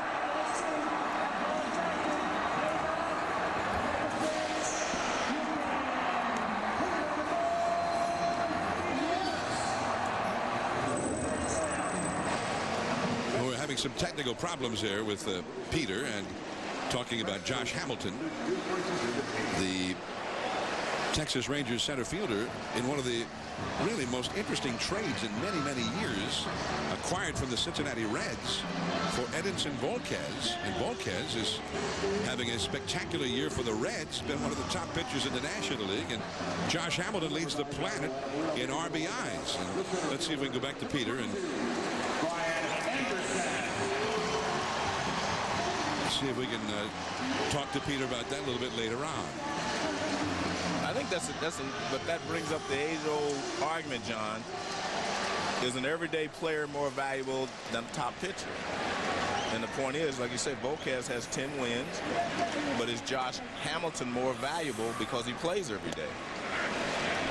Well, the Reds seem to be very happy with having a guy who's been the ace of their staff. And not only that, they needed the pitching, obviously. And the Rangers seem to be pretty happy with a guy who got around 80 RBIs at the halfway point of the season. And he's made a fabulous 1-2 punch in Texas with Milton Bradley. Bradley's missed several days here recently with an injury. He's back now, but he's leading the American League in batting average. Brian Anderson, the ninth base hitter, facing Sean Marshall, and Marshall puts him away. And there is out number one. We go to the top of the order. Bradley hitting .329, 16 homers, 49 RBI, but also a lot of walks, a high on-base percentage. And then Josh Hamilton hitting .309, 78 runs batted in. And Peter, he leads all of Major League Baseball in runs batted in. Well, Milton and Hamilton have been a great combination. Along with Ian Kinsler should be on the All-Star team as well. I mean, he's leading the league in hits and runs and assists at second base. I mean, that team, they got a chance to score 900 runs. The ground ball by Cabrera over to Aramis Ramirez, and out number two. So Cabrera is now 0 for 2. And Ron Washington, earlier this year, we kept hearing a lot of speculation. Oh, the Rangers are getting clobbered. They're have a losing record, and he's probably going to be the first manager fired. Always speculation is inevitable. There will be that speculation when the team is doing poorly. Well, the Rangers are now one game over 500, and they're only 7.5 out in the American League West, where the Angels are holding fourth as one of the best teams in the game. Brzezinski takes ball one. John, I had an opportunity to talk to Ron Washington today because he's a good friend of mine from his Oakland days and when we played. And he was really enthusiastic about, Bradley and Hamilton and how well they're doing, and also Kinsley. He's very pleased with his ball club. He thinks they're going to get better, and but they're fun to watch. I know that. Well, one thing would be perfect. Now, they got Hamilton because they traded Volquez. Right. Now, if they can just get Volquez back, yeah. I think they can make their run. Yeah. Although pitching in the National League is a little bit different than having to pitch all your home games at the ballpark in Arlington, a real hitter's park. That's Lee. Marshall covering. Brzezinski retired. Scoreless on to the fourth inning. Soto, DeRosa, Jim Edmonds coming up against Mark Burley when we return. Every 32 minutes in America, someone dies in a drunk driving crash. In Illinois, nearly 600 people each year. Someone's mom, someone's brother, someone's best friend. Want to drink and drive? Bad decision. 50,000 DUI arrests each year in Illinois, one every 10 minutes. Still think we're not serious? This holiday season, police in Illinois are cracking down with roadside safety checks and DUI patrols. If you drink and drive, they will find you. If you drink and drive, you lose. At Cartridge World, our customers save hundreds, even thousands of dollars by having their printer cartridges refilled. Bring your printer cartridges to us and save as much as 50% off the price of a new one. Refilling cartridges is our only business. We are proud to say we have refilled over 250,000 cartridges, and because of our vast experience, we offer the highest quality refills available, 100% guaranteed. Making the world a more beautiful place, one ink cartridge at a time. Cartridge World. Color your world with Cartridge World. Your online home for live coverage of UEFA Euro 2008. Catch all the daytime action even when you're not at home. With TV quality picture, experience total control. Plus view the game in English or Spanish. No matter where you are, go online and watch the drama unfold live. Or replay any games you've missed. Log on to ESPN360.com today to watch UEFA Euro 2008. Available on Verizon, AT&T, and other select internet providers. In 1959, two friends in Michigan started a small company. Today, that company operates in 50 countries, has sales of $6.8 billion, and helps over 3 million people own their own business.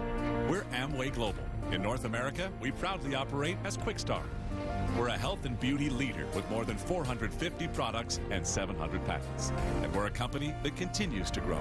Now you know. To learn more, contact your Quickstar independent business owner. Under overcast skies on the south side of Chicago, Sunday Night Baseball on ESPN, presented by Taco Bell. Interleague play concluding for another year, except for a makeup game between the Yankees and the Pirates in about 11 days in Pittsburgh. They got rained out there on Thursday. The Yankees have to go back to Pittsburgh for one more game. The Cubs are batting against Burley as Giovanni Soto is thrown out by Joe Creedy. One away. Soto hit a double off the center field wall his first time. Each team has had a threat. Neither team has been able to score, and the bat will be Mark DeRosa. We mentioned how the Dodgers got no hit last night by the Angels, and yet they won the game. 1-0. The Dodgers, 1 run and no hits. And they won. Today they got 3 hits against John Lackey and K-Rod, Francisco Rodriguez, and they lost 1-0. That's like the old days in the 60s, Joe, and Koufax and Drysdale and Osteen and Maury Wills, and they had 1-0 games all the time in those days. DeRosa called out on strikes his first time. And the curveball didn't get it. 1-2 the count. By the way, we're watching these White Sox. When we saw them last week at Wrigley Field, after that, they went all the way out to L.A. They played the Dodgers 3 games, won 2 out of 3 at Dodger Stadium.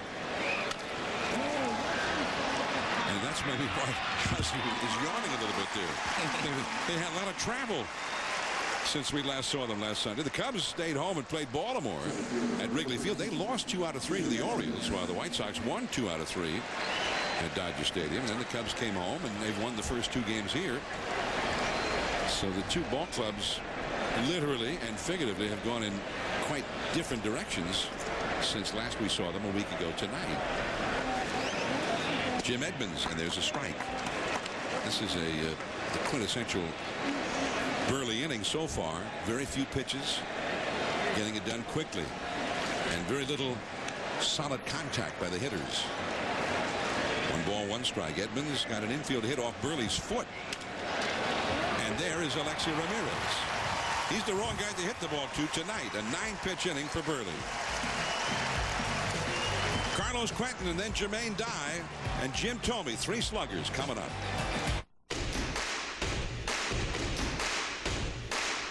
The great American holiday is coming, and here's something to celebrate. The Buick Pontiac GMC 72-hour sale. You only have 72 hours to declare your independence from interest payments for 6 full years with 0% financing for 72 months. Choose from thousands of Buicks, Pontiacs, and GMCs, like the G6 sedan. With an EPA estimated 30 miles per gallon on the highway, the Buick Pontiac GMC 72-hour sale. See your Buick Pontiac GMC dealer today. Can I help you, sir? It's here to get my driver's license. Let's see what we got. You have a birth certificate for Mr. Kozowski? Check. Eye test? Pass. Written test? Pass. Drive-in test? Fail. Next. Get more done now. Communicate in less than a second with Nextel Direct Connect. Only on the Now Network. The halfway mark of the 2008 season arrived this week, and Tampa Bay, last year's worst team, is in first place in the American League East. As you probably predicted last winter, the 2 league earned run average leaders are Justin Duxer and Edison Volquez. But perhaps the best story of the first half of the season has been the player for whom Volquez was traded, Rangers center fielder Josh Hamilton. Once the first player chosen in the 1999 draft by Tampa Bay, the kid with the size 19 feet has overcome 5 years of personal hell, in which he missed 3 entire seasons because of drug problems that took him on a voyage that included the Betty Ford Center and jail. Hamilton began his comeback in 2007 with Cincinnati, and this season in Texas has become a near surefire all-star, leading the American League in homers and RBIs. His self-awareness and triumph over his demons have been an inspiration to millions of others with addiction problems. One of those so inspired is a 23-year-old pitcher named Jeff Allison. He was the first pick of the Marlins in 2003. He missed 3 full seasons battling addictions. Then, with Josh Hamilton as his model, got himself clean, came back this spring, and this week was named to the Florida State League All-Star team. Someday soon, Jeff Allison may be pitching to Josh Hamilton, models to trouble millions all across the country. Carlos Quentin has knocked in the first run of the game. First ball swinging against Marshall. He drove in the go-ahead run, the winning run yesterday at the 7th. He has driven in the first run tonight. 1-0 White Sox. Yeah, be sure and touch the plate, Carlos. His 19th home run of the year. And obviously, as Peter was talking, Josh Hamilton is an MVP candidate, but so is Carlos Quentin. He is definitely an MVP candidate. Well, he's been getting it done for a first-place team. Right. Which resonates a little bit. Here is Jermaine Dye, singled his first time. Off the outside, ball 1. Quentin has just tied Hamilton for the American League lead in home runs. He is 3rd in the league in runs batted in, back of Hamilton and the Twins' Justin Morneau. There's a strike, and all of that for a guy that midway through spring training looked like he wasn't even going to make the team. Well, that's one of those great additions that Kenny Williams has made to this ball club. And when I read about him acquiring him, they wanted to try to get Torrey Hunter. They tried to get some big names. They couldn't get them. But Kenny Williams gives his scouts a lot of credit for saying that this guy's going to be okay. Some of his shoulders well, and Kenny took their word and made the trade, and it's been a fabulous addition to the White Sox. Big rip there by Dye, back out of play. 2 balls, 2 strikes. And Joe, I like a guy who is particularly good under the bright lights of Sunday Night Baseball. As we take another look at his 19th home run of the year. I mean, one of the great things about his swing that we've showed you over and over is that his head does not move a lot. It stays on the same level. And Dye strikes out on a big curveball. One away. And that little amount of movement is one of the reasons that he can handle good pitching. I mean, look at that. Look at his head. Just stays right there. And yesterday he hit a home run to right field. It was very similar swing. He was just later on it. So, I mean, this guy is a big-time slugger.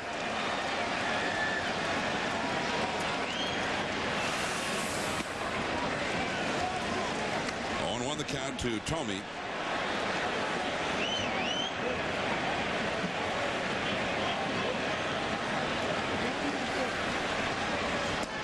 Tommy with a count of 0-2 now. He's singled right through the shift in the defense back in the second inning. He's 1 for 1. They got that big shift on again for him here. In fact, 2 of the infielders are in the outfield.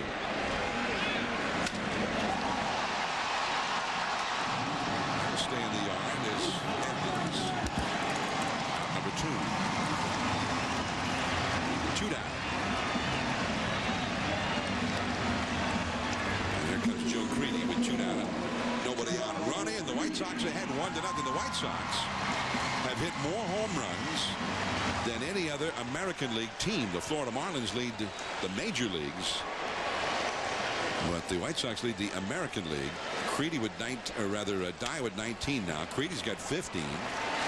Aramis Ramirez throws him out. More frustration against left-handed pitching for Joe Creedy. Now in 60 seconds we'll visit with Ozzie Guillen from the White Sox dugout. Carlos Quentin gives the Sox the lead. Championships, Wimbledon, weekdays at 7 a.m. and 1 on ESPN2. With the dish diver, you can play, you can recordificate, you can, oh, look at this one. It's a French word meaning stop. Pause. Get the best HD DVR free. It's better than TiVo. Plus, get 3 months of programming free. That's a $120 value. And get 5 premium movie channels for 12 months for just a penny. Hurry, it's a limited time offer. Never miss anything with the Dish DVR from Dish Network. Steroids can really damage your body. They can cause tendons to tear and bones to stop growing, damage kidneys, destroy the liver, even cause heart attacks and strokes. Not to mention something else they can do to a guy's body. Find out more about the dangers of using steroids. Visit drugfree.org.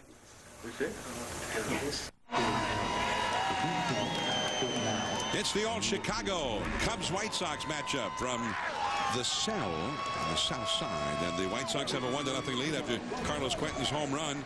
And we're pleased to be joined now by the manager of the White Sox, I said Carlos. Guillen. Yeah. Hey, you know what? I wish he made more money than me. Yeah. And he was a better hitter, too. Well, that's true. I think you were a better shortstop. The manager, Ozzie Guillen. There we go. Hey, Oz, Lou Piniella said you guys should win by 6 games in your division. What do you think of that? Well, I think that's nice, but I think the division we're playing, we have a tough division. We have the Detroit Tigers playing well right now. The Indians, Cleveland, they always got a great ball club. And the Minnesota Twins always be there. You got to be tough, but hopefully, I just want to win by 1, by 6. What do you think of the Cubs' chances of winning their division? Well, Cubs have got an unbelievable team. They have a lot of depth. They have their bullpen is real well. And I think if their starting pitchers, they hold on, it's going to be a tough team to beat. All right, good luck to you, Oz. Oni, good luck, Oni. I saw Oni before the game, Oz. His son Oni, plays in the White Sox farm system. There's a base hit for Henry Blanco right over the head of Creedy. And Quentin cuts it off and gets it back in. And Blanco, who had, 3 or 4 foul ball homers back in the second inning before he finally walked, hits a line drive single on the first pitch this time. Well, he's making some good swings at Burley. Ozzie just has fun. I mean, he was laughing earlier. I mean, it's only 1-0, Oz. In the American League Central, the Twins with their win today, just a game back, and the Tigers coming on. They've won 17 of their last 21. Remember, they were buried. They were 12 games under 500 and have gone 17-4 since then. So they're right there now, just as we expected that they would be. Finally over 500. We thought they'd be a lot further over 500, in fact, at this point, but they're in the race. And back to the bag is Blanco. Ronnie Cedeno, the hitter. The Tigers also have gotten 2 of their top relievers back from the disabled list here in the last couple of weeks. Joel Zumaya, the hard-throwing right-hander, and Fernando Rodney, he of the great changeup. Both strikeout pitchers when they're right, but both of them still having to work their way back to being at top form. In the American League Central, the White Sox, they have all the home run hitters, but they are second in the league in pitching. Only Oakland has pitched better than they have the White Sox. They've also had to contend with the Twins getting hot. The Twins have won 11 out of their last 12. They won again today. A complete game shutout by Kevin Slowey, one of their young pitchers who's starting to show signs of maturing. Yeah, but if you're the White Sox, you look at the schedule and say, well, Detroit and Minnesota are going to be playing each other 6 games in the next week or so. And so, therefore, you say, I can make up some ground. Creedy to second one. Ramirez back to first. 2, a double play. And I'll tell you what, that's that shortstop arm that Ramirez displays coming across the bag and then getting rid of it quickly. And Trammell looks like... Trammell out to argue.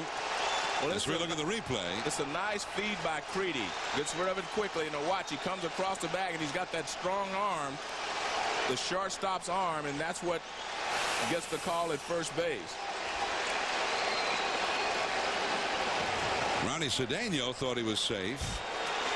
It's difficult to tell from our replay. We can only tell if we freeze the frame. And we're not like umpires. We can look at it as it's moving. Yeah. The ball's got to be there before he arrives on the bag. Well, but I don't know what Trammell is talking to Drake at home plate about. Well, he looks like he wants to throw him out, too. Yeah, he went to the plate umpire, and then Drake.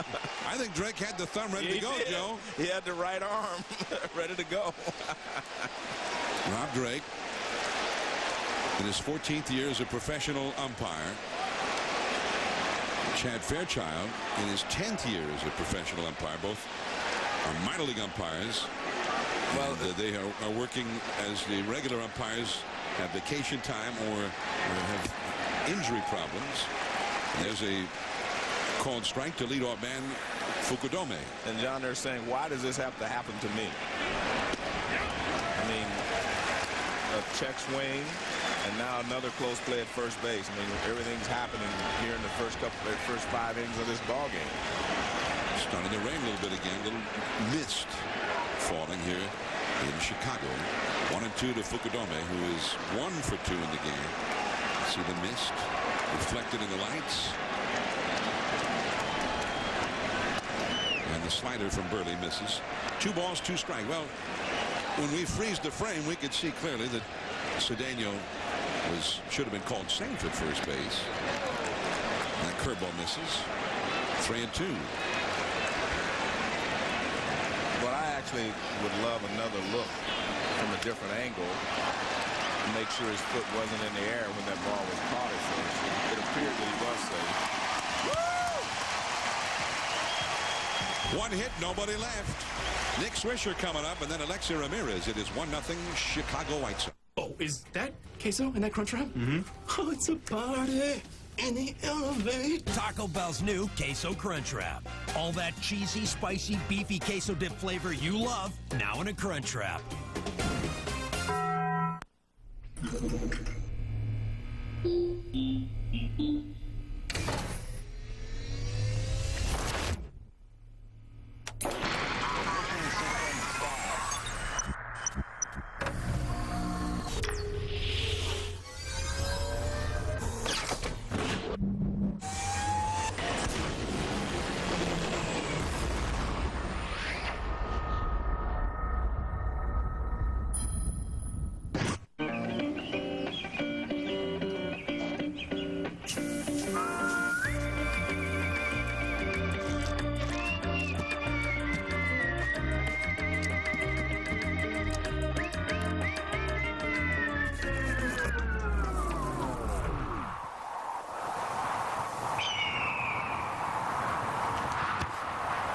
The Visa check card, because writing checks shouldn't slow you down. Life takes faster money. Life takes Visa.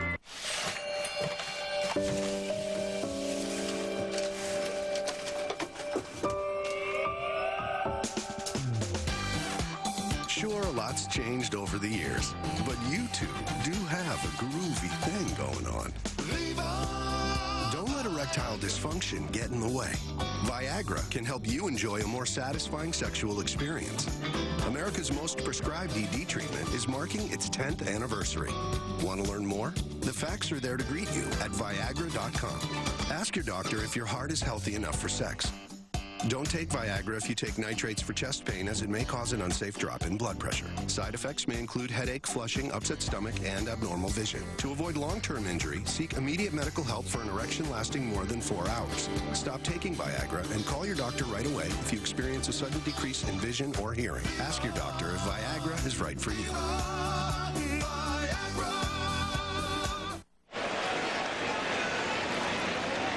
To the 5th inning, 1-0.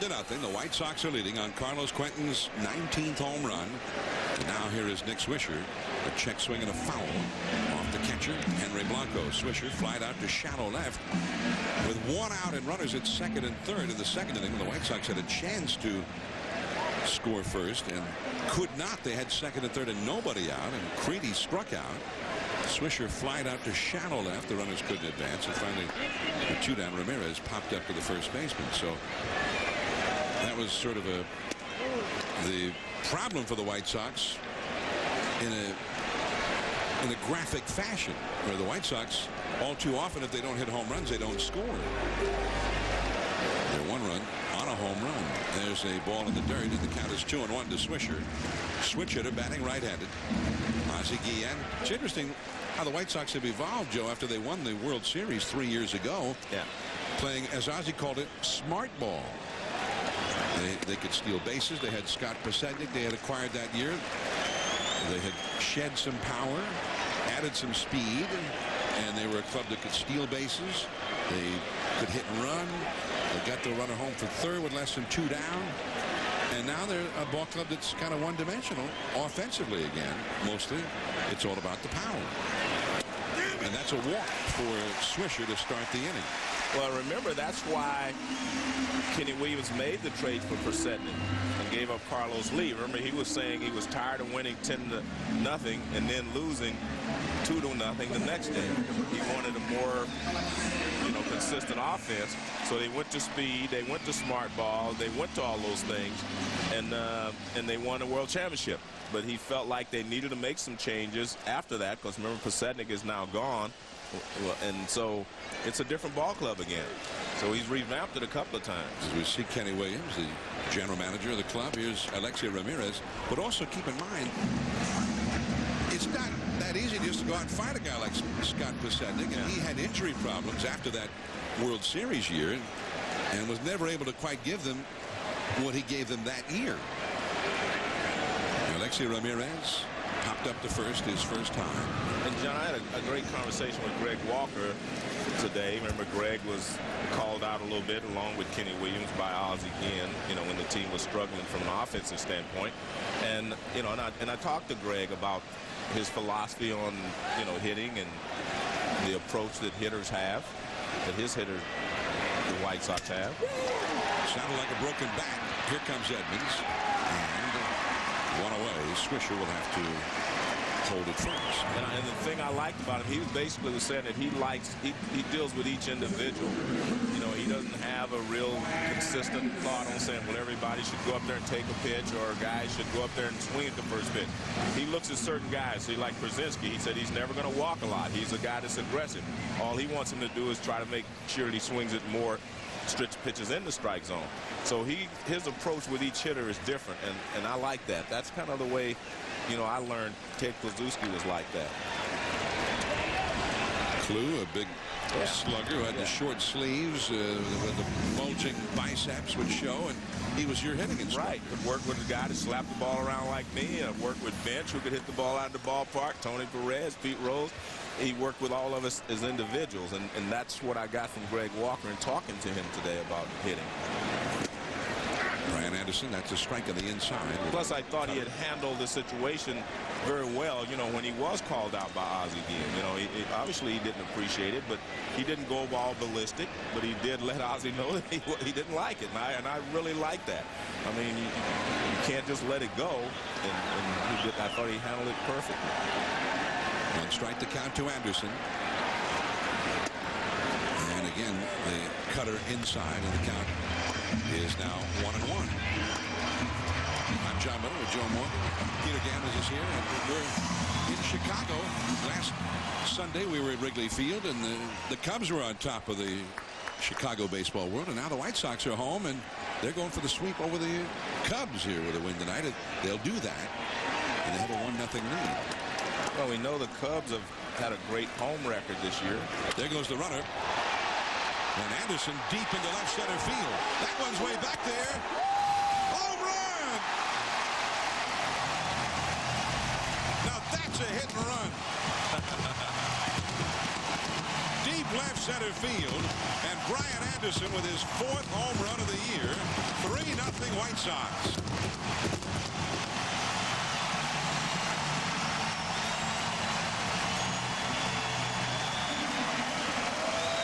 Well, John, a hit and run means you have to put the ball in play. It doesn't mean you always hit a ground ball the other way.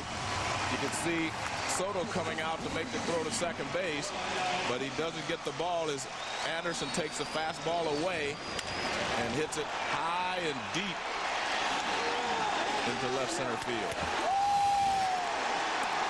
Couple of rows back as Edmonds made the leap, but not playable. And here is Orlando Cabrera taking a called strike. And that's one of the things that, you know, the White Sox are aware of. This ballpark in the summer when it warms up, you're going to have to hit some balls out of the ballpark because the opposition is going to hit them. The ball travels so well here in the summer. Ronnie Cedeno throws out Orlando Cabrera, who is now 0 for 3. Out number 2. 2 home runs, good for 3 runs. The White Sox, the home run hittingest team in the American League. They've hit 108 home runs now, and they've only allowed 67. Here's Carlos Quentin, who homered in the 4th inning, out on deck as A.J. Przinsky comes up. Przinsky 0 for 2 in the game. He grounded out twice. 3-0 White Sox in the 5th inning, hitting the long ball. And the curveball spins in there for a strike. The interesting thing, Joe, going back to the discussion about the Sox, how they were more diversified offensively in 2005, and that was true. However, if it hadn't been for their pitching that year, they wouldn't have won anything. The pitching was superb. And they get into a tight ball game. They had a lot of tight games that year where Pacetta could get a steal or beat out a bunt or get that sacrifice fly or execute a suicide speed, whatever. Those things can be done when it's a 2-2 game or you've got a tight ball game because of the pitching. Burley was excellent. And up and down the rotation, they were excellent. They had a strong bullpen, too. There's Jose Contreras. And their pitching has been very good this year. 0-2 the count to Przinsky. He hit him.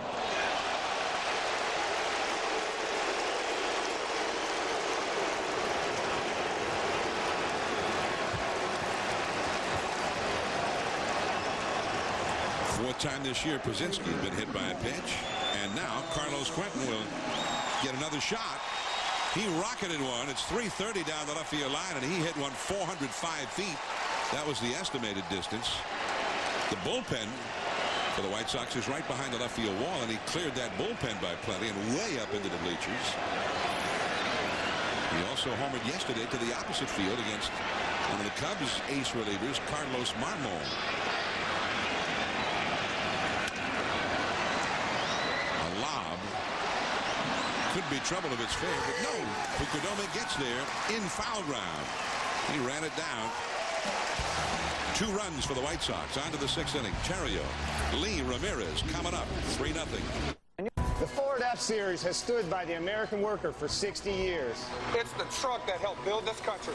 And we're proud to build the trucks America still counts on every day. So to help you get the F-150 or Super Duty you need, we're standing by you again with employee pricing. Now you pay what I pay.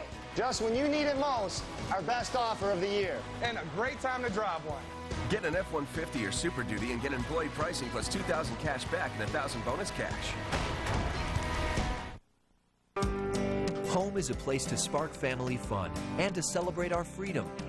Home is here, Furniture Row, where we're helping you celebrate the 4th of July holiday with a special offer that's so incredible it only happens once a year. For a limited time, we're offering no interest for 4 years with no payments for the first year on all the things you need to make your home more comfortable. This 4th of July, go forth and save with Furniture Row Shopping Center, home to a different kind of shopping experience.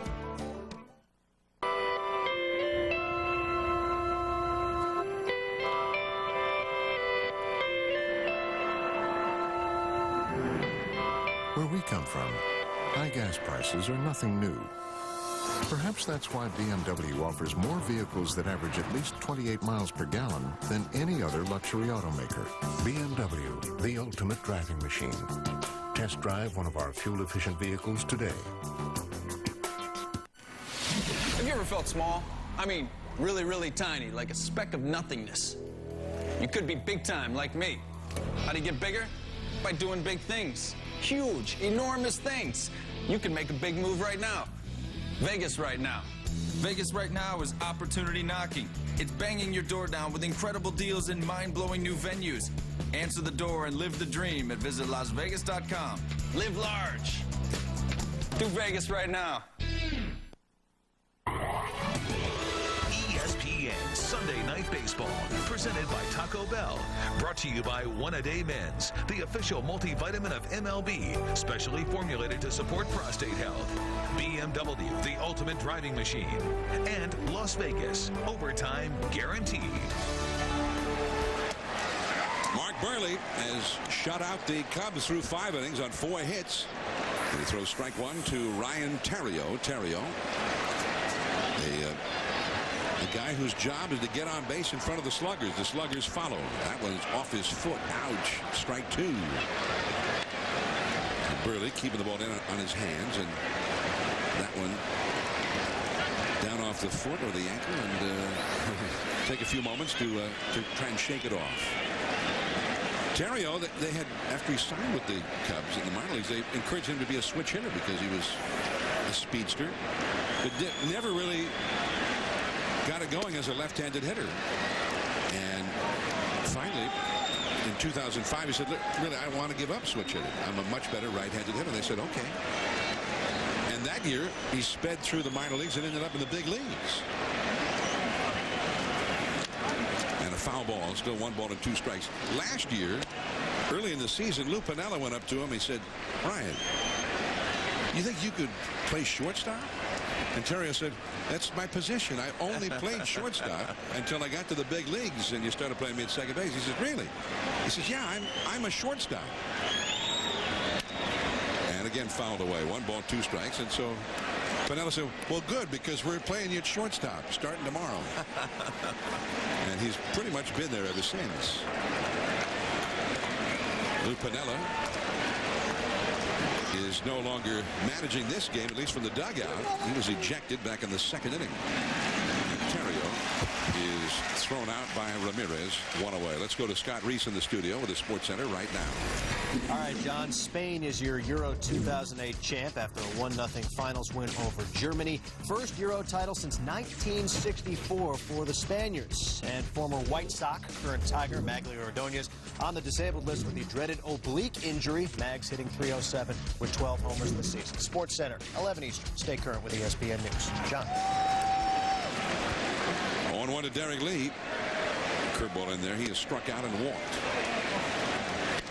A ball and a strike. Mark Burley. And it's interesting. Burley was having a hard time beating anybody early on this year. His earned run average was terrible. And now he's found himself, and he's almost untouchable. He beat the Dodgers in L.A. on Tuesday. It's a bloop along the right field line, twisting foul.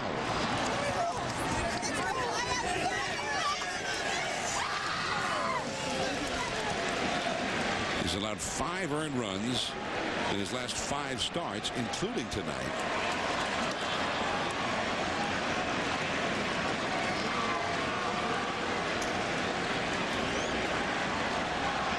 Mark Burley, I think after his season last year, he had a couple of down seasons after that World Series year, and he strikes out Derek Lee. He's on a roll.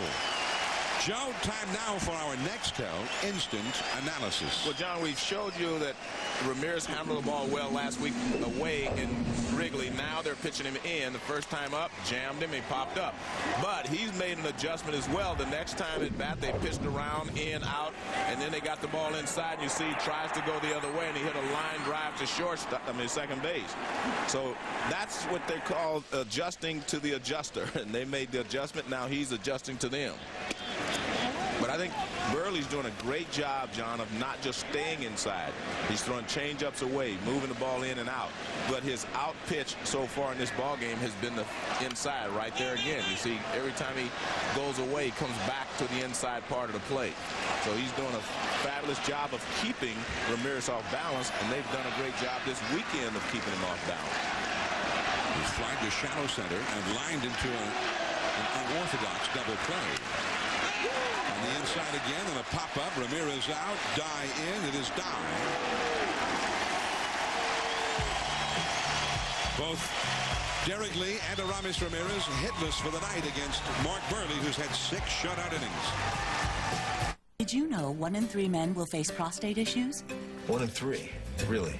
That's why 1-A-Day Men's is a complete multivitamin with lycopene, which Harvard studies suggest may help prostate health. 1-A-Day Men's. We all live in our own little worlds. And there's a locally owned Citgo station that's an important part of yours. Because our independently operated stations provide thousands of local jobs. And all the people of Citgo come together to give back to our communities, which makes a world of difference. Your locally owned Citgo, there at every turn. Hi, Nigel. You okay? Oh, this is Emma. Hola. Hey, Sydney here. How's it going, everyone? Well, I was thinking about having an online competition. I think that's a good idea. Here, let me share it with you. Is Kelsey ready? Are you ready, Kelsey? Yeah, I'm here. Welcome to a network where your sales territory is bigger than your neighborhood. I love what you're doing with my cookies. I'd like to discuss some of my new ideas with you. What about jelly bean cookies? Genius. Cisco, welcome to the Human Network. Morning, Mr. Bill. Here you go. Thanks, Mr. Hands. No, wait. Oh! Coffee. $2 on debit MasterCard. I always wanted brown shoes. Your personal trainer says to step it up a notch. No, wait. Gym membership. $59 a month. Good. There's a bike open. What a day. Briefcase. $120. Wait. Time to pack up, Mr. Bill. Oh, no. Making it through the day. Hey, the bus is right on schedule. Priceless. For whatever comes your way, there's debit MasterCard. 1, 2, 3. Take me out to the ball game. Take me out to the crowd. Buy me some peanuts and cranberry. I don't care if... REO Speedwagon singing Take Me Out to the Ball Game. Baseball Tonight having a contest to celebrate the 100th anniversary of the song. 9 bands will perform their version to be voted on by fans at ESPN.com starting tomorrow. The winner will be announced July 13th on Baseball Tonight. And Peter Gammons, are you voting? Are you a judge?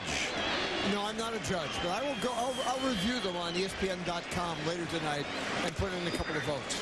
And did you also do the song yourself? I did it, yes. I'm not in the 9 bands in the competition, but I did do it. I introduced it by playing mine, which, well, it was a tribute to Bo Diddley, actually. That was my version. So if Bo was in the contest, you were trying to say you thought his version would have been something like this. He had just passed away that week. Great man from Chicago, so I wanted to pay tribute to him. All right. 1 ball and 2 strikes to Jermaine Dye, who has singled and struck out. He's the cleanup hitter for the White Sox. 18 home runs. I think he's looking pretty much like an all-star to me, Joe. And that is Rick Fowl. And John, you made a good point earlier about the all-stars. You were talking about Terrio. You were talking about Soto. I mean, there are a lot of guys, you know, that haven't made the all-star team before that are now in line to make the all-star team. I think that's great. You have a lot of young, new faces, you know, that have an opportunity to make the all-star team for the first time. Jermaine Dye called out on strikes. Struck out for the second straight time. Well, that's what you call looking for a pitch. Fans, are you ready for the 2008 Major League Baseball All-Star Game? Catch all the action live from New York on Tuesday, July 15th. Coverage begins at 7 o'clock Eastern Time. This one counts. The winner of the All-Star Game will set up the home field advantage for its league's representative in the World Series again this year. Jim Thome on the inside for a strike. Thome has singled to right center and flied out to right field. It looks like Soto's going to end up he's going to be the starting catcher likely for the National League. I was thinking, John, about the All-Star Game and the fact that when is the last time we had a 7th game in the World Series? You're the trivia buff. I can't remember when the last time there was a 7th game. Thome into right center and caught by Fukudome. That one started knuckling a little bit. The last time I remember, I guess Arizona and the Yankees. Is that the last one? No, the Giants and the Angels. Oh, the Giants and the Angels. Okay, I was there for that one too then. Okay. All right. And the Giants would have preferred to have been a 6-game series, World Series because they would have won in 6. Yeah. But they could not get those last 8 outs that night. Here's Joe Creedy. And he takes a called strike. Also, 2001, the Yankees and Diamondbacks that you're remembering. That was a 7-game classic. That one I remember because it went down to the actual last inning of the ball game, the 7th, 9th inning. Come from behind victory for the D-backs. Bottom of the ninth. Luis Gonzalez broken bat bloop behind second base, knocked in the winning run of the World Series. I don't think he'd appreciate you calling it a bloop. Line shot. Yeah, game-winning hit. 7th inning. We'll look at perhaps an all-star, Giovanni Soto, coming up. It's a perfect day for baseball. 2 outs, last of the 9th. With one swing, he could win the game. He winds and fires. And there's a long drive to deep right. It goes back. Holy cow! As long as there's been the great American pastime, there's been the great American lager. I don't believe what I just saw! Budweiser since 1876. When a crossover can get 24 miles per gallon and take 7 people along for the ride, suddenly the whole world changes.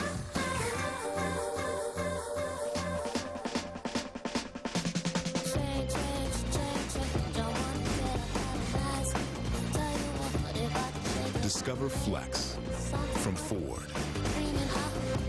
Drive one. I'm with you. I'm with my fountain of youth. I'm with my best friend. I'm with my hero. I'm with the advisor I trust. With is a powerful thing. A.G. Edwards is now with Wachovia Securities. See what happens when you're with.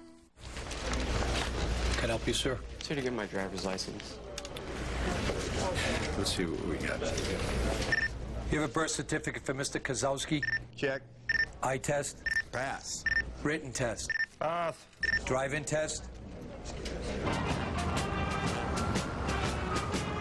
Fail. Next. Get more done now. Communicate in less than a second with Nextel Direct Connect. Only on the Now Network. Disney Pixar presents WALL-E.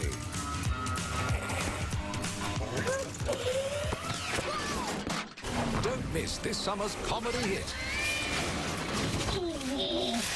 Disney Pixar's Wall-E. Rated G. Now playing. Here's Mark Burley, and the fastball is in there for a called strike to Giovanni Soto. Soto hit one off the center field wall for a double in the second inning, and then grounded out his next time. That's a foul ball, and the count is quickly 0-2, and that's been the story, really. The Cubs' best opportunity was that second inning when Soto had the one-out double. And with 2 down, Edmonds got an infield hit. That's the closest they've come to scoring, but look at that. 3 pitches and out. Soto is gone.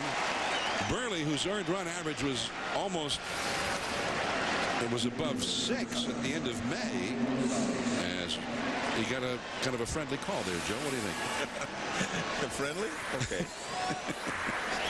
His ERA has gone down more than 2 runs a game in the last month, and he changed up on Mark DeRosa. And Peter Gammons with Burley and these other White Sox pitchers throwing well, you know the Sox are going to be just fine. That ball right through the legs of Joe Creedy. Mark DeRosa is going to go for 2, and he'll make it. So a 2-base error, although the ball was smoked by DeRosa, but right through the legs of Joe Creedy, who has had some problems defensively at third base. His 15th error of the year. Well, John, anytime it goes between your legs, you're going to get an error. I don't care how hard it's hit. He just he didn't get his glove down. And it just sneaks between the legs. By the way, Joe, the official score immediately said double on that one, but then looked at the replay and changed it to an error. Yeah, I mean, that's an error. At the big leagues, you're supposed to catch level. Well, you're at least supposed to knock it down. Now, if he drops down and knocks it down and bounces off of him, then you may give a guy a hit. But if it goes between his legs, you're not going to get a base hit in the big leagues. He's got the most errors among all American League third basemen. He made a great play yesterday in a clutch situation to save a couple of runs. Bases loaded, line drive to his left. He made a step and a dive and saved a couple of runs with bases loaded and 2 outs. Well, he's in the past been a Gold Glove quality third baseman. Jim Edmonds, the hitter. A bloop into center. That's a base hit. DeRosa held on to make sure that it wasn't caught, and he goes over to third. And now the Cubs have an excellent opportunity. And the man who has swung the bat perhaps better than any other Cub against Burley tonight, Henry Blanco, coming up. John, I want to say something about Jim Edmonds. I mean, everyone thought he was finished, in San Diego. They thought he was finished when they released him. And you have to give the Cubs and Lou Piniella, a pat on the back for bringing him here and installing him in the outfield, said, go get him. And this guy has responded just with a great couple of weeks for these Cubs. In the month of June, Edmonds coming into tonight hitting .328. Blanco with DeRosa tagging at third. Anderson with the catch. DeRosa merely a bluff. It was shallow left center. Blanco had walked and singled in his first 2 at-bats, but he is out on 1 pitch this time and could not get that runner home from third. Well, you have to give Burley all the credit, John. He came in on the hands, and he surprised Blanco. I mean, he'd been handling the ball out over the plate, starting him away with changeup. First pitch, right in on the hands, jammed him. A little soft fly ball to center field. There it is, that cutter on the inside part of the plate. And he hits a little soft fly ball to center. Now the 9th place hitter, Ronnie Cedeno. The Cubs playing in the American League Park. Pitchers don't bat in the American League. Cedeno takes ball 1.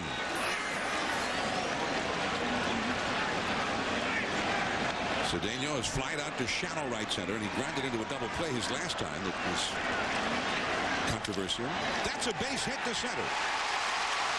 DeRosa in to score. Edmonds stops at second. And the first run of the night for the Chicago Cubs, and Ozzie Guillen is having to make a decision. Don Cooper calls out to the bullpen. They've got Dotel in that bullpen, very highly rated by my partner Joe Morgan. Well, the reason it's highly rated, John, is they have power arms. They do not have finesse guys in the bullpen. They got guys that can bring it. All of them. We saw Thornton yesterday. I mean, he brings it. We know Jinx does. I mean, these guys are all power arms in that bullpen out there. Boone, Logan. I mean, they've got some guys that when they come in, you better speed up the bat. And now you see the bullpen. Well, I'll see that right there. There's one of the best bullpens I've ever seen. They're in first right now. They're in run average. They pitched lots of innings, second in the league in innings pitched, and the second best opponent's batting average against. Peter Gammons, this bullpen has been outstanding. Never more so really than yesterday, where they had 4 2/3 scoreless innings pitched. Well, it's a combination. I give Ken Williams a lot of credit with his scouts for finding great arts, but I also give Don Cooper a lot of credit for a guy like Thornton, who was the #1 pick in Seattle, never threw strikes, got over here, refined his delivery, and also I give Kenny a lot of credit on Scott Linebrink, because a lot of people thought he was done when he went from San Diego to Milwaukee. Kenny drove up 4 times to see him pitch in Milwaukee. He was convinced he could be his old self, and he was right. Linebrink, a great setup man with the Padres at his best, and he has harkened back to those days. He's been outstanding in the 8th inning. 1-1 to Fukudome, 2 men on the inside for a strike. 1-2. And Fukudome not happy with that call. Fukudome was walked 51 times. The cell comes alive. 2 men on. The possible tying runs on base. He struck him out.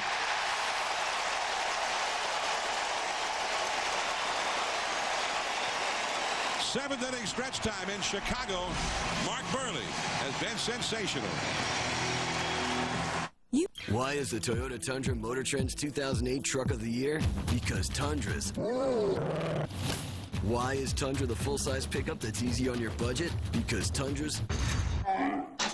And it's built by Toyota, the leader in fuel efficiency. Lease a new 2008 Toyota Tundra for $329 a month or get 0% APR for 60 months. Toyota Tundra. Find out more at whytundra.com. Keep your pool or spa clean and clear with products from Menards. Choose from chlorine, algicide, shock treatment, and more. Right now, all pool and spa chemicals are 20% off. Let Menards help you create a new look with indoor-outdoor carpet by Citation, all on sale. Arrowhead is great for decks and patios, on sale just 34 cents a square foot. Beachside is great for sunrooms, only 77 cents a square foot. Dedicated to service and quality. Menards. Save big money at Menards. Don't miss SportsCenter, always in spectacular HD, full highlights, unparalleled expert analysis from all the games you need to see, plus up-to-the-minute breaking news from the field to the court, the track. The only place to be tonight is SportsCenter. One moment we were feeling spontaneous. Surprise, I'm home. The next, we are happily interrupted. Hey, there's no problem for guys like me with ED. There's Cialis. Cialis is the only erectile dysfunction tablet clinically proven to both go to work fast in as little as 30 minutes for some men and work up to 36 hours. No other ED tablet can do both. Sure, Cialis can work fast, but having up to 36 hours is a great option. And working only when it should means I can respond to Deb only when we're ready. Tell your doctor about your medical condition and all medications, and ask if you're healthy enough for sexual activity. Don't take Cialis if you take nitrates for chest pain, as this may cause an unsafe drop in blood pressure. Don't drink alcohol in excess with Cialis. Side effects may include headache, upset stomach, delayed backache, or muscle ache. To avoid long-term injury, seek immediate medical help if you experience an erection lasting more than 4 hours.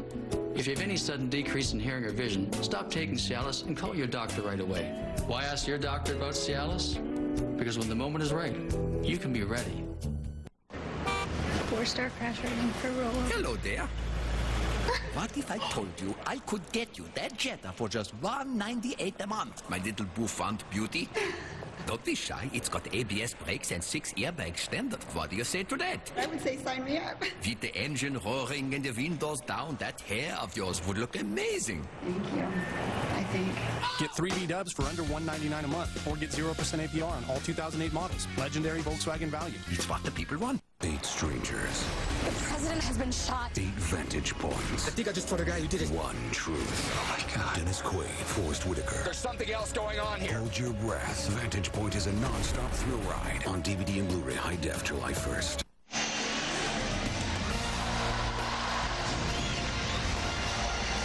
Sunday Night Baseball on ESPN, presented by Taco Bell. 7th-inning stretch time here at U.S. Cellular Field, the home of the White Sox, who lead the ball game 3-1. The Cubs getting an unearned run in the 7th inning against Mark Burley for their first run of the night. The interleague interlude for this year about to conclude, and the American League National League Showdown presented by State Farm. And you see more of the same this year. In fact, an even wider disparity. The American League has won 148 so far. The National League only 102. Last year, the final tally was 137 to 115. There will be one more game the Yankees and Pirates have to make up an interleague game, which they will do on July the 10th. But the National League, for the most part, been getting knocked around again by the American League. Sean Marshall has kept his club in the game. Allowed 3 runs, couple of home runs, a solo by Quentin in the 4th, a 2-run shot by Brian Anderson in the 5th. And here comes Nick Swisher taking ball 1. The Cubs bullpen is working, and so is the White Sox bullpen. And you mentioned Scott Linebrink, Joe. He's been the ace 8th-inning setup man, and he started to throw in the White Sox bullpen. So maybe we've seen the last of Mark Burley. Well, I'll tell you what, I was going to say something about Sean Marshall. As you mentioned, he has pitched a great ball game. He's given up 3 runs, but I mean, you're supposed to score runs for him. He just happened to run into Mark Burley, but he's pitched well. But there you see Linebrink. But, you know, Burley has pitched well, so is Marshall. 2-1 the count to Swisher, who has flied out to shallow left, and then he walked leading off the 5th inning. That was the beginning of a 2-run inning.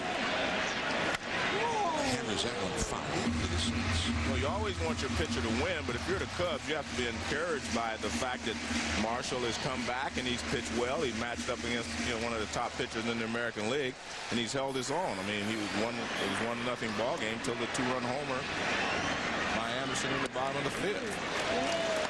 And that curveball misses. 3 balls, 2 strikes now to Swisher, who gets a lot of walks ordinarily. He has walked more often than any other White Sox hitter. 47 walks he's drawn. And that's rolled foul. 3 balls, 2 strikes. 3-1. The White Sox are leading the Cubs. The Cubs, who fly out to the West Coast after this game. They've got 4 games in San Francisco starting tomorrow night.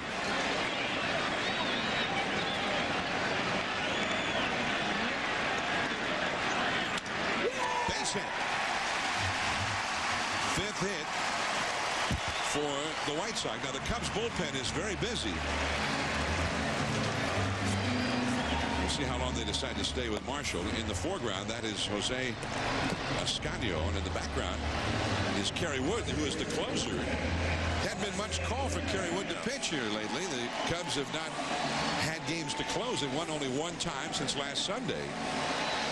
Well, John, these 3 games are a start of a 10-game road trip for the Cubs, and we know the Cubs have not performed well on the road.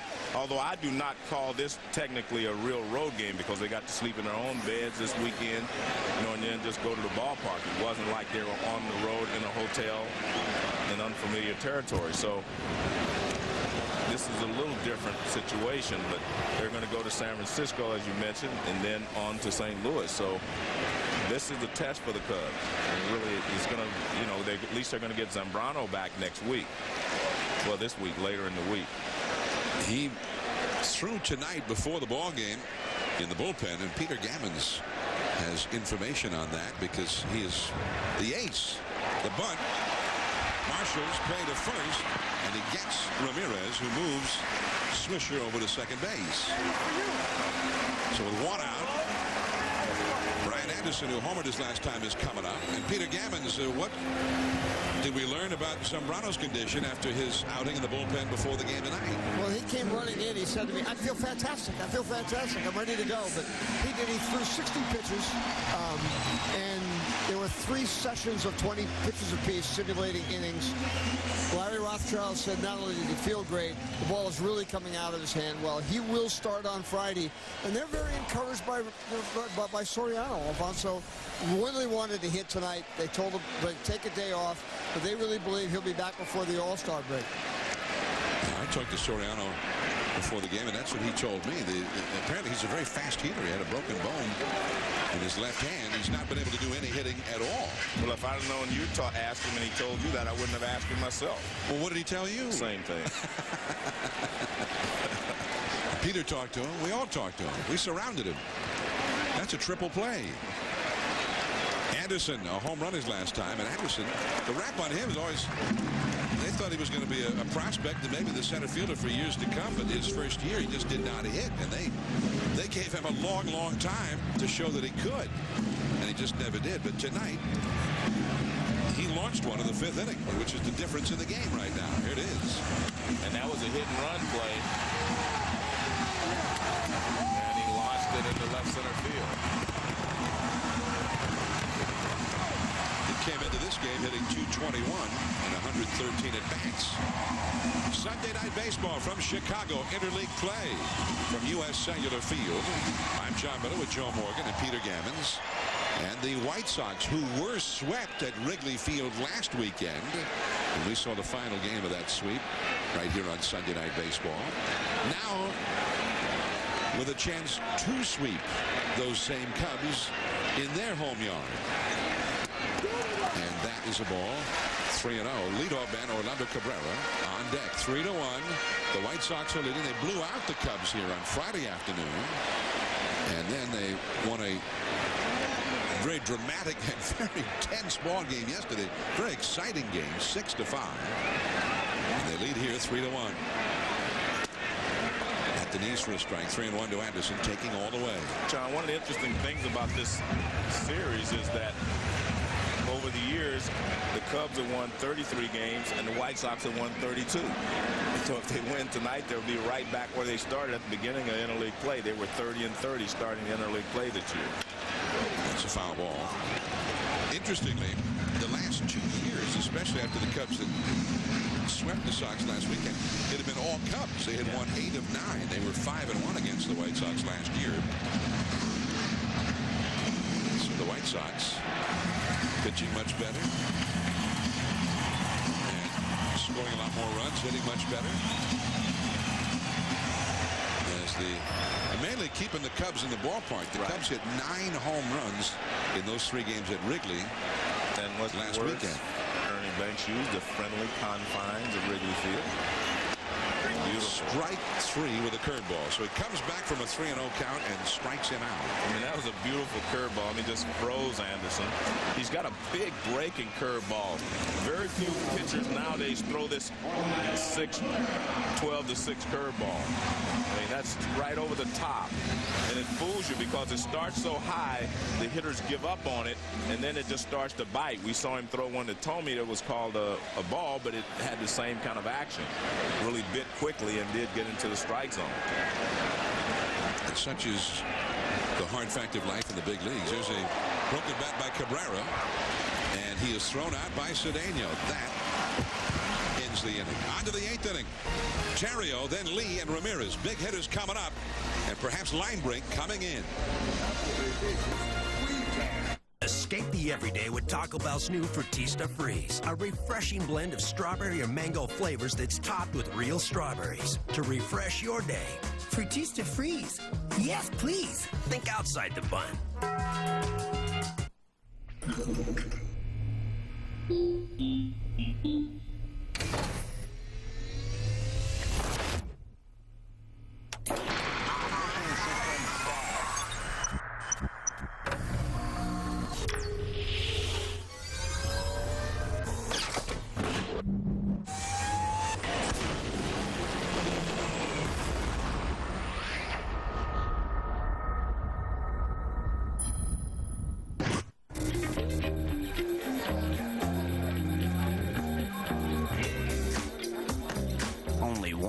Good enough for beer heaven. Miller Lite, the ultimate light beer. You're right. We need a new TV. Just don't go overboard. I want it all. I want it all. I want it all. And I want it now. Text Chase for your credit card balance and decide what to spend in seconds. It's perfect. Real-time info matters. Chase what matters.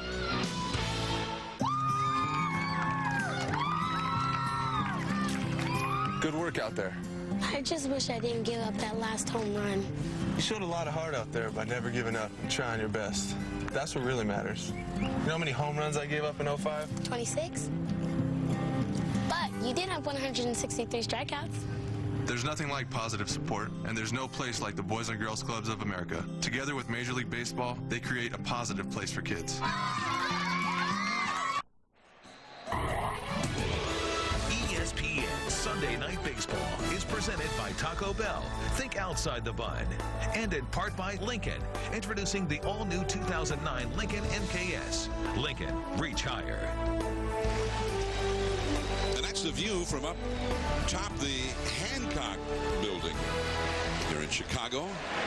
Joe, they say on a clear night from the observation level there at the top of the Hancock building, you can see Milwaukee. That's how high that building is. That was quite a view. Here's Ryan Theriot against Scott Linebrink. Linebrink is the key man, really, in many ways, in front of the closer Bobby Jenks, because he's the guy that is the 8th inning guy for the league, and he has been superb. 1-2 the count. Linebrink has a 1.41 ERA, and in 32 innings he's only allowed 21 hits, which is excellent. But how about this? 28 strikeouts, only 5 walks allowed in the dirt. And as you pointed out, Joe, it looked like a lot of people thought he was finished as a late inning reliever. Well, I'm going to see if you're starting to see why I say this is one of the best bullpens that I've ever seen. I mean, they're not even using Boone Logan tonight, Matt Thornton, Octavio Dotel. They're going with Linebrink and Jenks. That's what they're planning on doing anyway. Well, I've only seen 5 pitches from the bullpen so far tonight. Yeah, but I mean, I gave you 5 guys right there, and they're only going to use 2 of them probably. That's what they hope tonight. I mean, they are a power-laden bunch. There they are, Boone Logan, Dotel. Just off the outside to a 3-2 count. Well, Logan, Massett, Thornton, Linebrink, and Jenks all worked in yesterday's game. A total of 4 2/3 innings, no runs allowed. And that is a walk for Theriot. That's an excellent trip to the plate for Theriot. Now the power comes up. Here is Lee and Ramirez. So in many ways, Joe, as often happens with an 8th inning setup, man, the game needs saving right here. Well, last week he came in with a tie ball game in the bottom of the 9th, and Ramirez hit the walk-off home run against him. That was the first game at Wrigley a week ago Friday. Derek Lee, 5 hits in 5 at-bats yesterday, 0 for 2 with a walk tonight. Fastball a strike, and it's 0-1. Yesterday, Linebrink was so good yesterday, he pitched the 8th inning, 3 up, 3 down, and it took him 7 pitches to do it. And then Bobby Jenks came on for the 9th, and Jenks had trouble, a wild ride through that 9th inning, but got through it.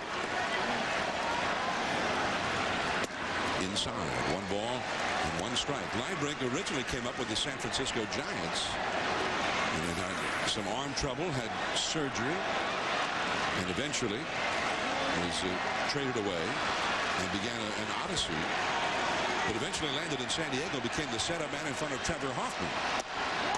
At the knees, changed up on him on the outside. Strike 2. In a lot of ways, that's not fair, John. You're throwing 94 miles an hour, you just run one inside. Now you go back away with a perfect pitch, knee high and away. 1-2. Aramis Ramirez on deck. Struck him out. Back inside with the high heat. Now, Joe, our Nextel instant analysis. Well, we're going to take a look at the pitches and the location with Ramirez last week in Chicago. Pitch away, pitch away. Both of them go out of the ballpark. Now they've made adjustments tonight. And you see where all these pitches are on the inner part of the plate. And they've been able to get him out. And we'll see how Linebrink attacks him. Goes inside. Creedy to second. 1 to first. 2. A double play. Alexi Ramirez with a lightning quick turn at second base.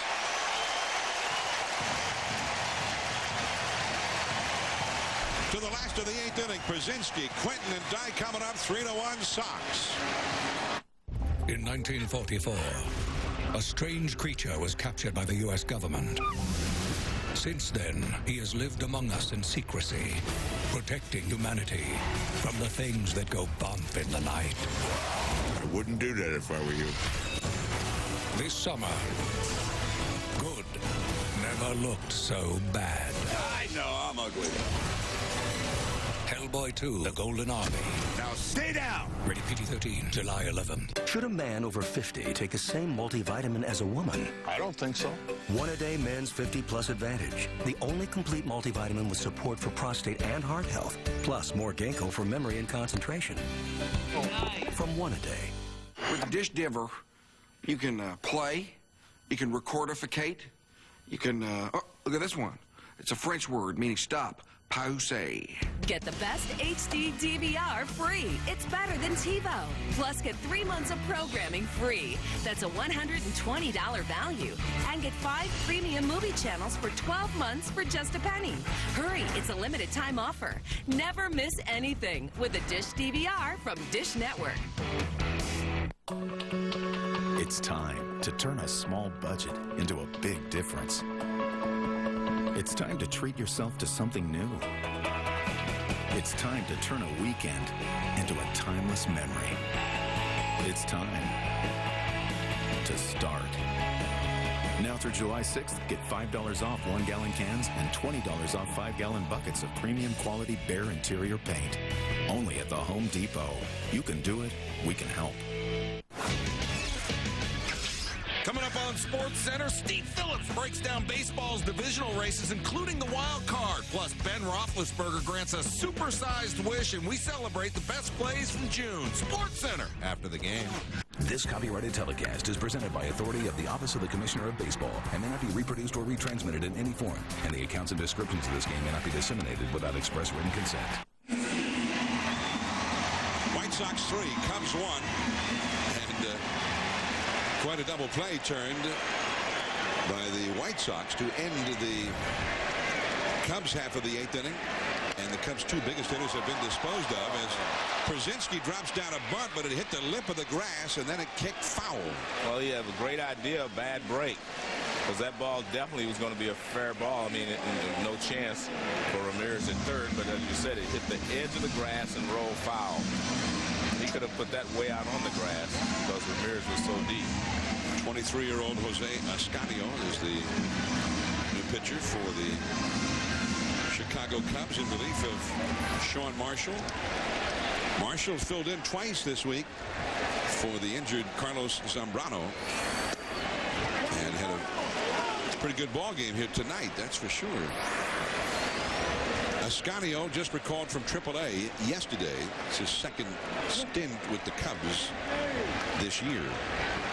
He was acquired from the Atlanta Braves in the offseason. And Brzezinski thrown out by Ramirez, and there is one away. John, you were talking about how good a defensive third baseman Creedy is. Now, this is a great play, but it's also a risky play. You see throws on the run. And when you're ahead in the ball game, you have to make sure that first one, see, throws off balance and makes a perfect throw to Ramirez, who turns it with his shortstop arm. And he just fires to first, and they complete the double play. But that was a risky play by Creedy, but he had enough confidence in himself to make the play, and he made it perfectly. Bobby Jenks, the closer, getting ready in the bullpen now. Carlos Quentin, the hitter. And a slider outside for ball 1. Quentin, a home run for the first run of the game back in the 4th inning. We've had 2 Sunday night games from this ballpark this year, and Quentin has hit 3 home runs in those 2 games. A soaring pop-up foul. Blanco over, but it is into the crowd. Ball at a strike. So Bobby Jenks getting ready for the 9th. He got the save yesterday, but it wasn't easy.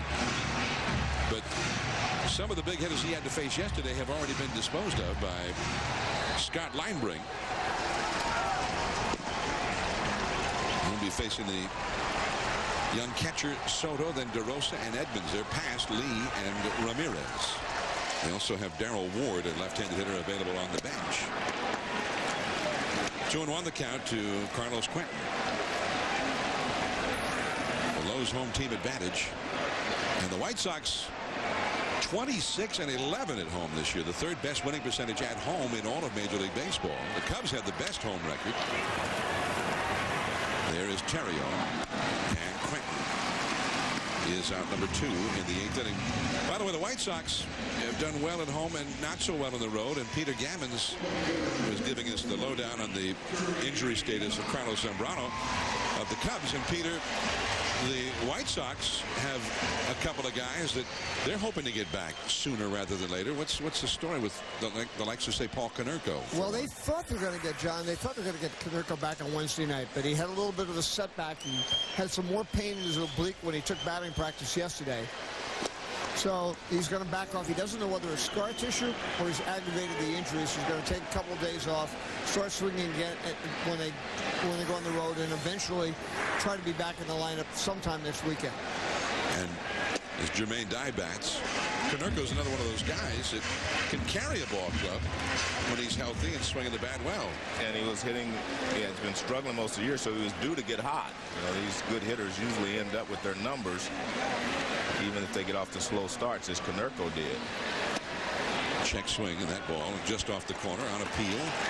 Ruled a check swing by Fairchild, the first base umpire. 3-0 to Dye, who has singled and twice struck out. Jim Thome out on deck. 2 down in the 8th. 3-1, the White Sox lead. Escanio throws him a strike.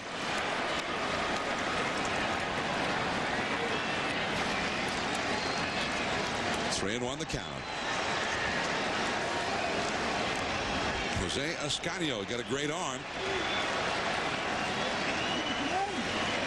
And he's low with it. So he walks him, and now he'll have to face Jim Thome.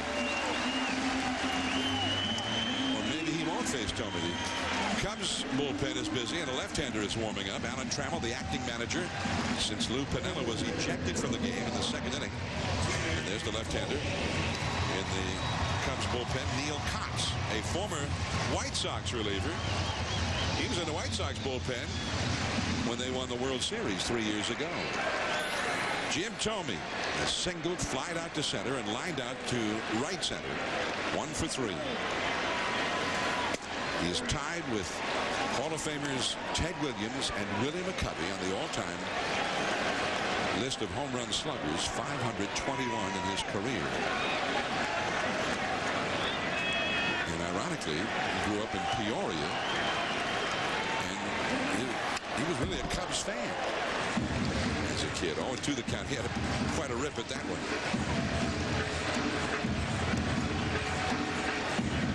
In the 9th inning, the Cubs due to have, against Bobby Jenks most likely, Giovanni Soto, Mark DeRosa, and Jim Edmonds.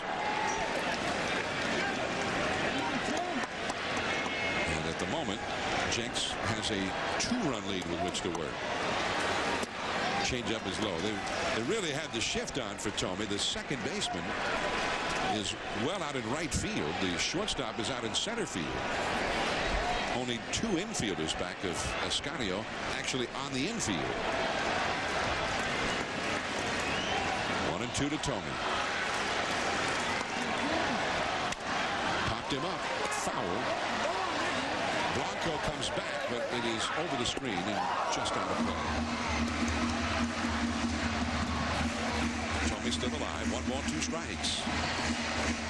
Well, the Cubs going to San Francisco for 4 starting tomorrow night, and then St. Louis, their arch rival in the National League, next weekend. The White Sox will be playing the Cleveland Indians for 3 starting tomorrow night right here at U.S. Cellular Field, and then Oakland comes in Thursday for 4 games.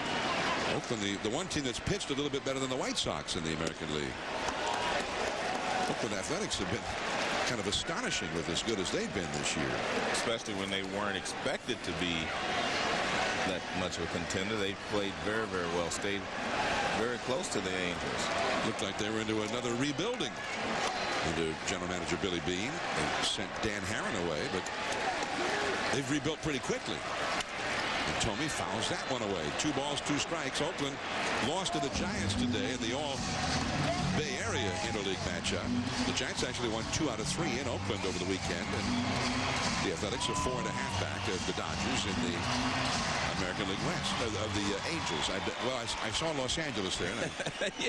I thought Dodgers went with Los Angeles. Notice I just say Angels. 4.5 back of the Angels. Tomey. That one is on its way. A moonshot for Jim Tomey. 5-1 White Sox.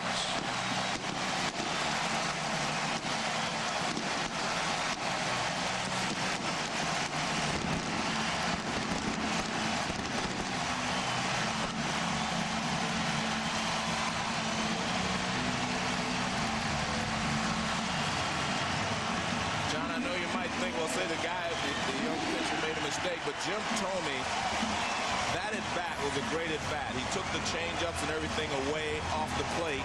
He was trying to get in on him. They've thrown him inside the entire game. This pitch was inside as well, and Jim Tomey just turned on it. Now Joe Creedy, and that's low. Number 522. Tomey has moved ahead of Ted Williams and Willie McCovey on the all-time list. Creedy with a changeup, fouling it. All of Creedy's home runs, by the way, have been against right-handed pitchers, and he's got 15 of them. The White Sox, 3 more home runs in this game, and they lead the American League. They've hit 109 big flies this year in 82 games. Fastball blew it by him. Well, you can see why they like Escanio's arm. I mean, he's got great velocity, he's got great movement, and he's got a couple of pretty good off-speed pitches. That's 7 home runs in this 3-game series for the White Sox against the Cubs. Base hit. Escanio has not been able to get the 3rd out. 96-mile-an-hour fastball. Fans, when you can't be home to watch your favorite MLB team, check out MLB.tv. Watch every out-of-market game this season live online. For more details, visit www.mlb.com, MLB.tv. That's Larry Rothschild, the pitching coach, on to talk to Escanio. It's interesting, Joe. They have Neil Cox, a left-hander, getting ready in the bullpen. And then Jim Tomey came up. I think they Escanio throws very hard, and I think that was the key. They felt like he could overpower Jim Tomey. Remember, Tomey's had problems handling the real good fastballs lately. But that ball was just a shot. That was right over the visiting bullpen. It kind of reminded me of his first game as a White Sox. Remember, we were here a couple of years ago on a wet night, and Tomey welcomed himself to his new ball club with a tape measure home run. His home run here, estimated distance 421, as Creedy takes second base as the ball scooted by Henry Blanco.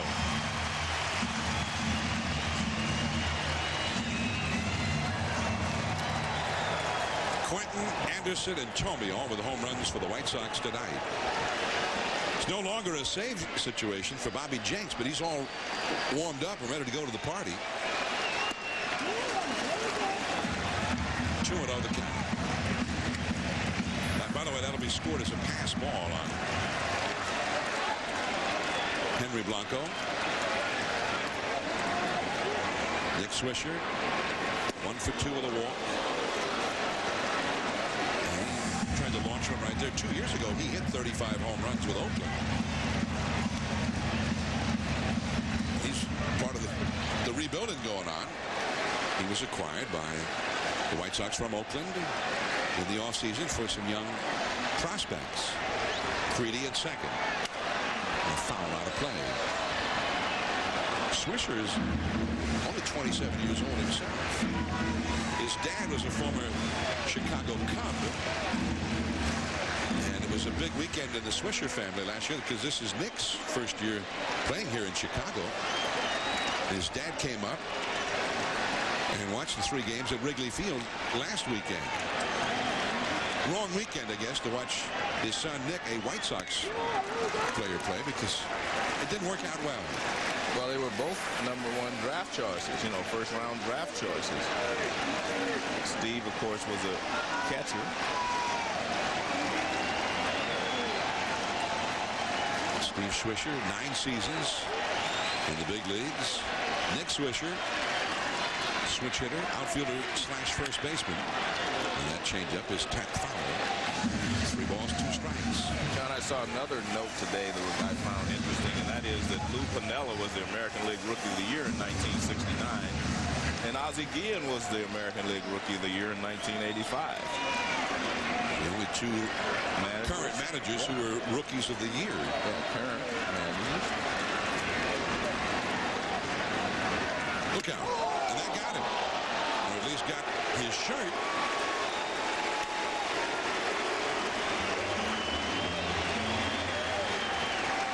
And here comes Alan Trammell. That is going to be all for Ascanio, who just couldn't get the 3rd out. 2 down, he walked die. Tomey homer, Creedy single. Swisher hit by the pitch. 5-1 White Sox.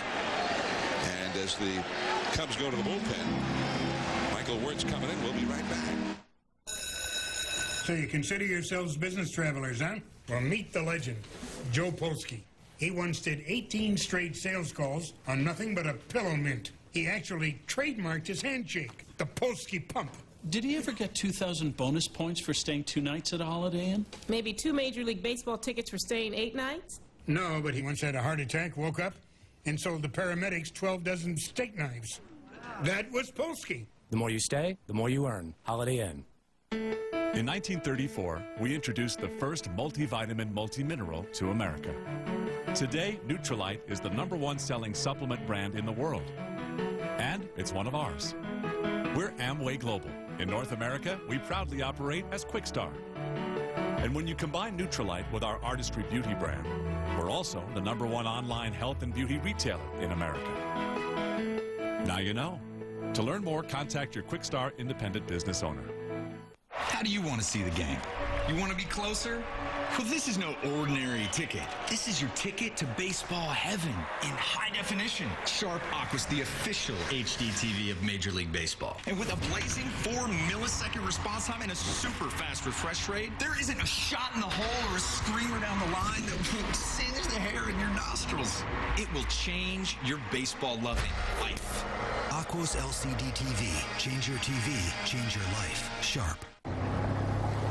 At Mike's Hard Lemonade, we have lots of good ideas, like coming up with the perfect combination of lemonade and alcohol. Or Mike's Hard Light Lemonade.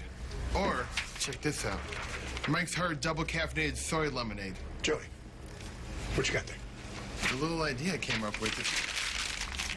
We don't do soy, okay? We don't do soy. In a world gone soft, someone's got to be hard. Mike's Hard Lemonade. Sunday Night Baseball from Chicago. It's the all-Chicago interleague matchup. And the White Sox 3 outs from sweeping the Cubs in the White Sox home park after the Cubs did the same to them last week at Wrigley Field. Here's Michael Wirtz with 2 men on. And Alexi Ramirez with a swinging strike 1. Well, Alexa Ramirez and his wife Mildred welcomed his son on Friday, John. And yesterday, I think he hit a home run for his son to celebrate the birth of his son. His son's name is Alexi, but they're spelling it a little different than he spells his first name. Creedy is going to advance on this one. Holding at first, Swisher. A couple of balls that have gotten away from Blanco in this inning. So, felicitaciones a Alexi Ramirez for the new child and his wife Mildred. And then the home run, as you say, celebrated it himself. Slider off the outside. Here at the old Comiskey Park and then the new ballpark that opened in 1991. A tradition here is when a visiting pitcher is removed in the middle of an inning, They sing "Na Na Hey Hey Goodbye" to that pitcher. There's a shot foul. And they did so as Ascanio left. Let's listen in.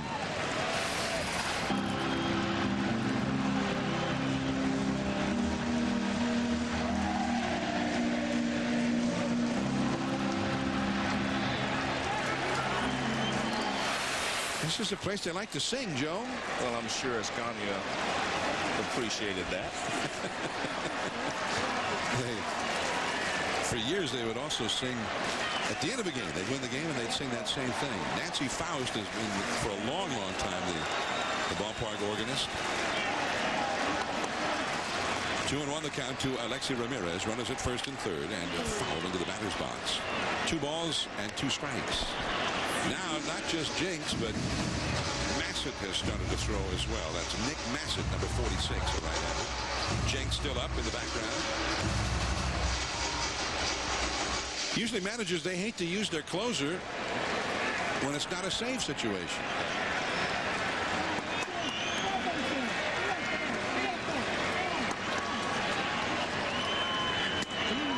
Three and 2. 2 pass balls, by the way, in this inning charge to Henry Blanco.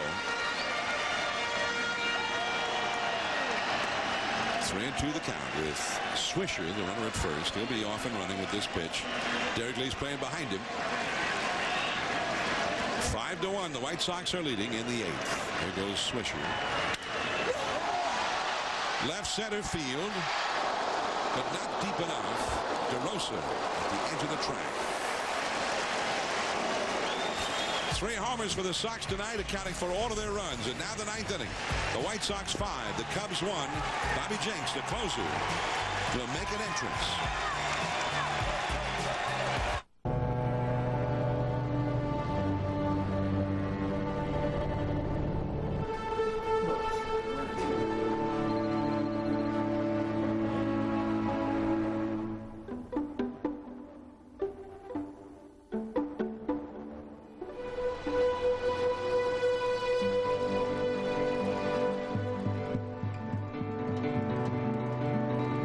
Who says the world isn't a pretty great place? Maybe those people just need to look a little closer. Because if you really look, you'll see a place that is good and kind. A place where a smile can change everything.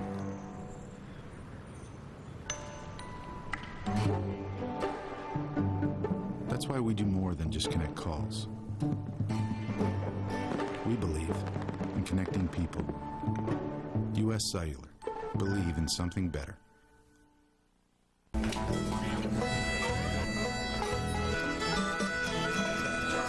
Hey, fellas, check this out. The first time I saw her, she set my world, you know, she set my world to reeling.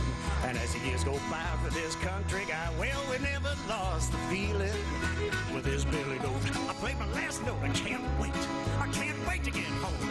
Viva Viagra. Talk to your doctor about Viagra, America's most prescribed treatment for erectile dysfunction. Learn more at Viagra.com.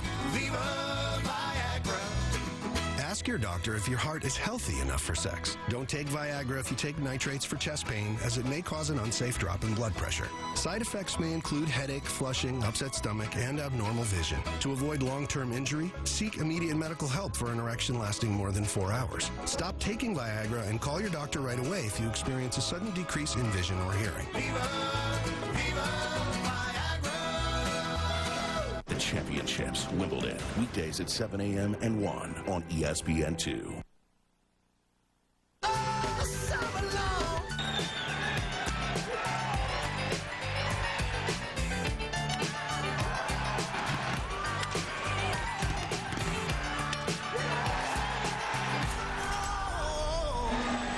Sunday Night Baseball, the White Sox lead the Cubs 5-1, needing 3 outs more to complete this sweep of the crosstown National League rivals. 2 division leaders going head-to-head in Chicago in consecutive weekends. Bobby Jenks now to try and close it off, and there's a fastball for a strike to Giovanni Soto. And John, all the White Sox runs have come on home runs, but that's not unusual. 46% of their runs scored are on home runs, so more more than any other team. I mean, that's what Kenny Williams was referring to when he said in this ballpark in the summer, you have to be able to score some runs and hit the ball out of the ballpark because it will fly. Curveball is low, and Bobby Jenks used to be a big strikeout guy, a guy who'd come in, throw 98 miles an hour and get a lot of strikeouts, but only 19 strikeouts for him this year in 31 1/3 innings, which is not to say he hadn't had success. He's had 18 saves, a 2.01 earned run average. Yesterday, he gave up a leadoff double with a 1-run lead in the 9th inning to Derek Lee. Darrell Ward grounded out, moving Lee to third, so they had the tying run at third with 1 out, and Aramis Ramirez at the plate, and he got Ramirez to ground out to short. And the count is now 3-2 to Giovanni Soto, who is 1 for 3 in the game. DeRosa on deck, Edmonds due up third. The Cubs, though, are trailing by 4. There's DeRosa. And it's a leadoff walk. Sometimes closers, Joe, are not quite the same. They lose a little edge when it's not a save. Well, John, that's the point, is sometimes managers do not want to use their closer in these situations because here's the other point. He's your last line of defense normally, and you do not want to ever have to go out and take your closer out because that really shatters his confidence for the, maybe for a couple of outings after that. So you usually just will not start your closer when you have a 4-run lead. Mark DeRosa, and that's a called strike. You might start someone else, and he gets in trouble, then you bring the closer in because the closer is going to be your last guy out there normally.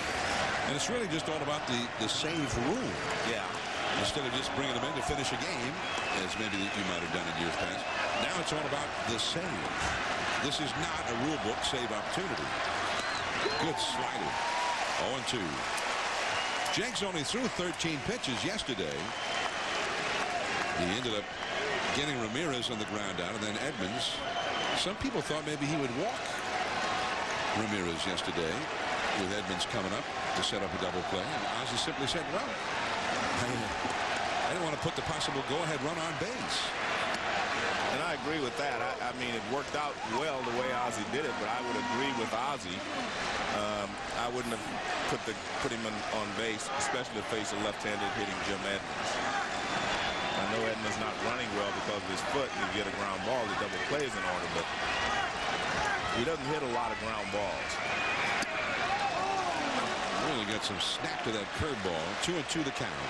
Edmonds is more of a fly ball hitter. He has an uppercut in his swing. The Cubs need lots of base runners to become a real threat now. Down by 4 runs. And a foul. 2 balls and 2 strikes. Coming up after the game, Sports Center here on ESPN. A look at the American League and National League divisional races halfway through the season. Also the Sunday night conversation with Dwayne Wade and the must-see plays for the month of June.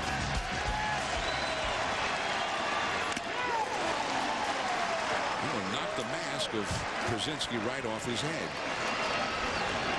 Like a slider right in the middle of the plate. 2-2. DeRosa is 0 for 3 in the game. He was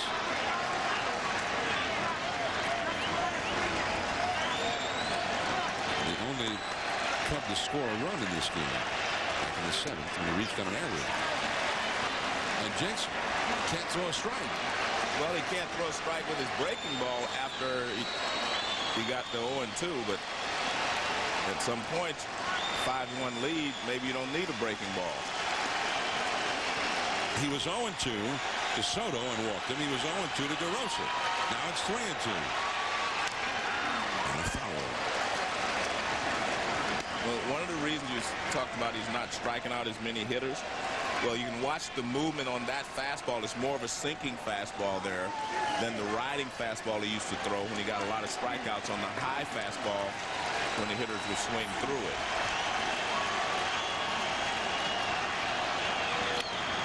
That's a fair ball.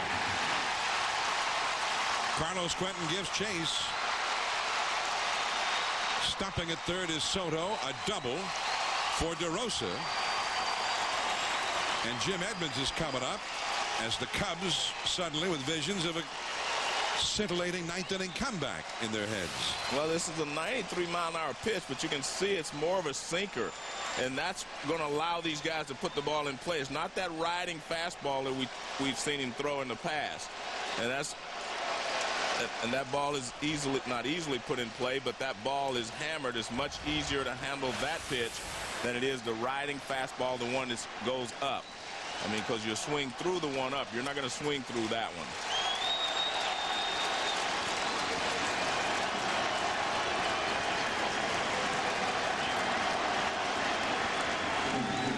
So as Edmonds, the left-handed hitter, comes up, Ozzie Guillen with a few words, not the pitching coach, but Ozzie himself speaking to Jenks. Now you've got Edmonds, and out on deck, rather than Henry Blanco, comes a left-handed hitter with power, Darrell Ward. Right to the first baseman, and a double play! DeRosa got caught too far off the bag, and Cabrera got there to take the throw from Swisher.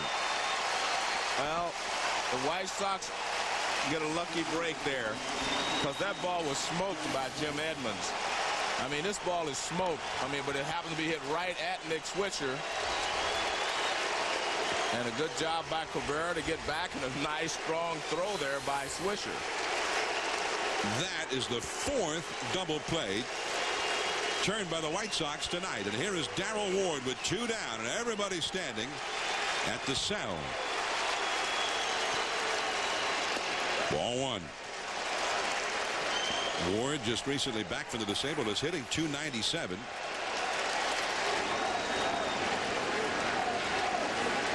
The son of a former major leaguer, Gary Ward. Runner at third, 2 down. 1-1 the count.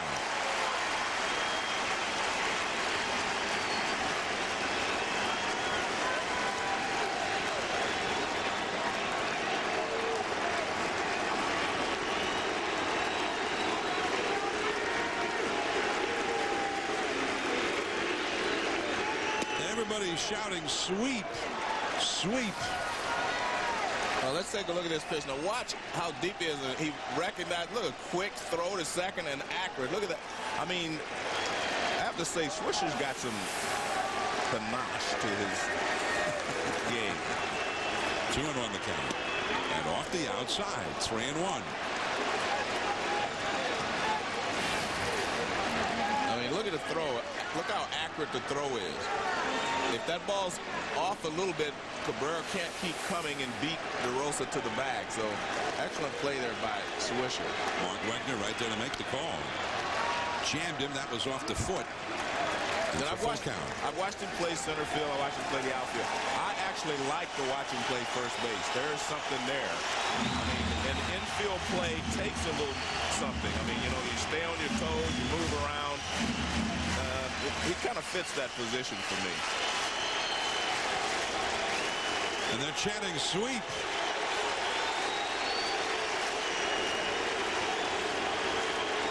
One strike away from getting it. Right to Ramirez. It's a sweep.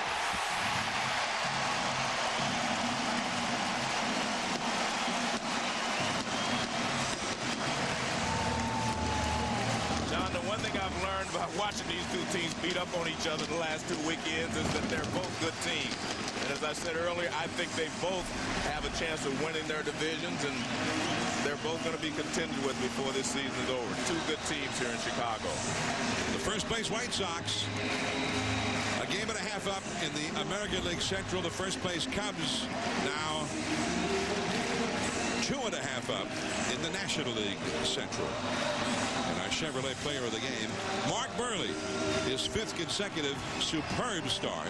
Chevrolet is proud to recognize today's best and tomorrow's future, supporting youth baseball nationwide. Mark Burley, the winning pitcher, 1 unearned run is all he allowed in another superb game. Sean Marshall, the loser. The Cubs and White Sox are finished in interleague play. The only way they would meet again in 2008 is should they both get to the World Series. And wouldn't that be something? An all-Chicago World Series. Sports Center coming up next. This has been a presentation of ESPN, the worldwide leader in sports. For Joe Morgan and Peter Gammons, this is Jon Miller. Thanks for tuning in now. Good night from Chicago.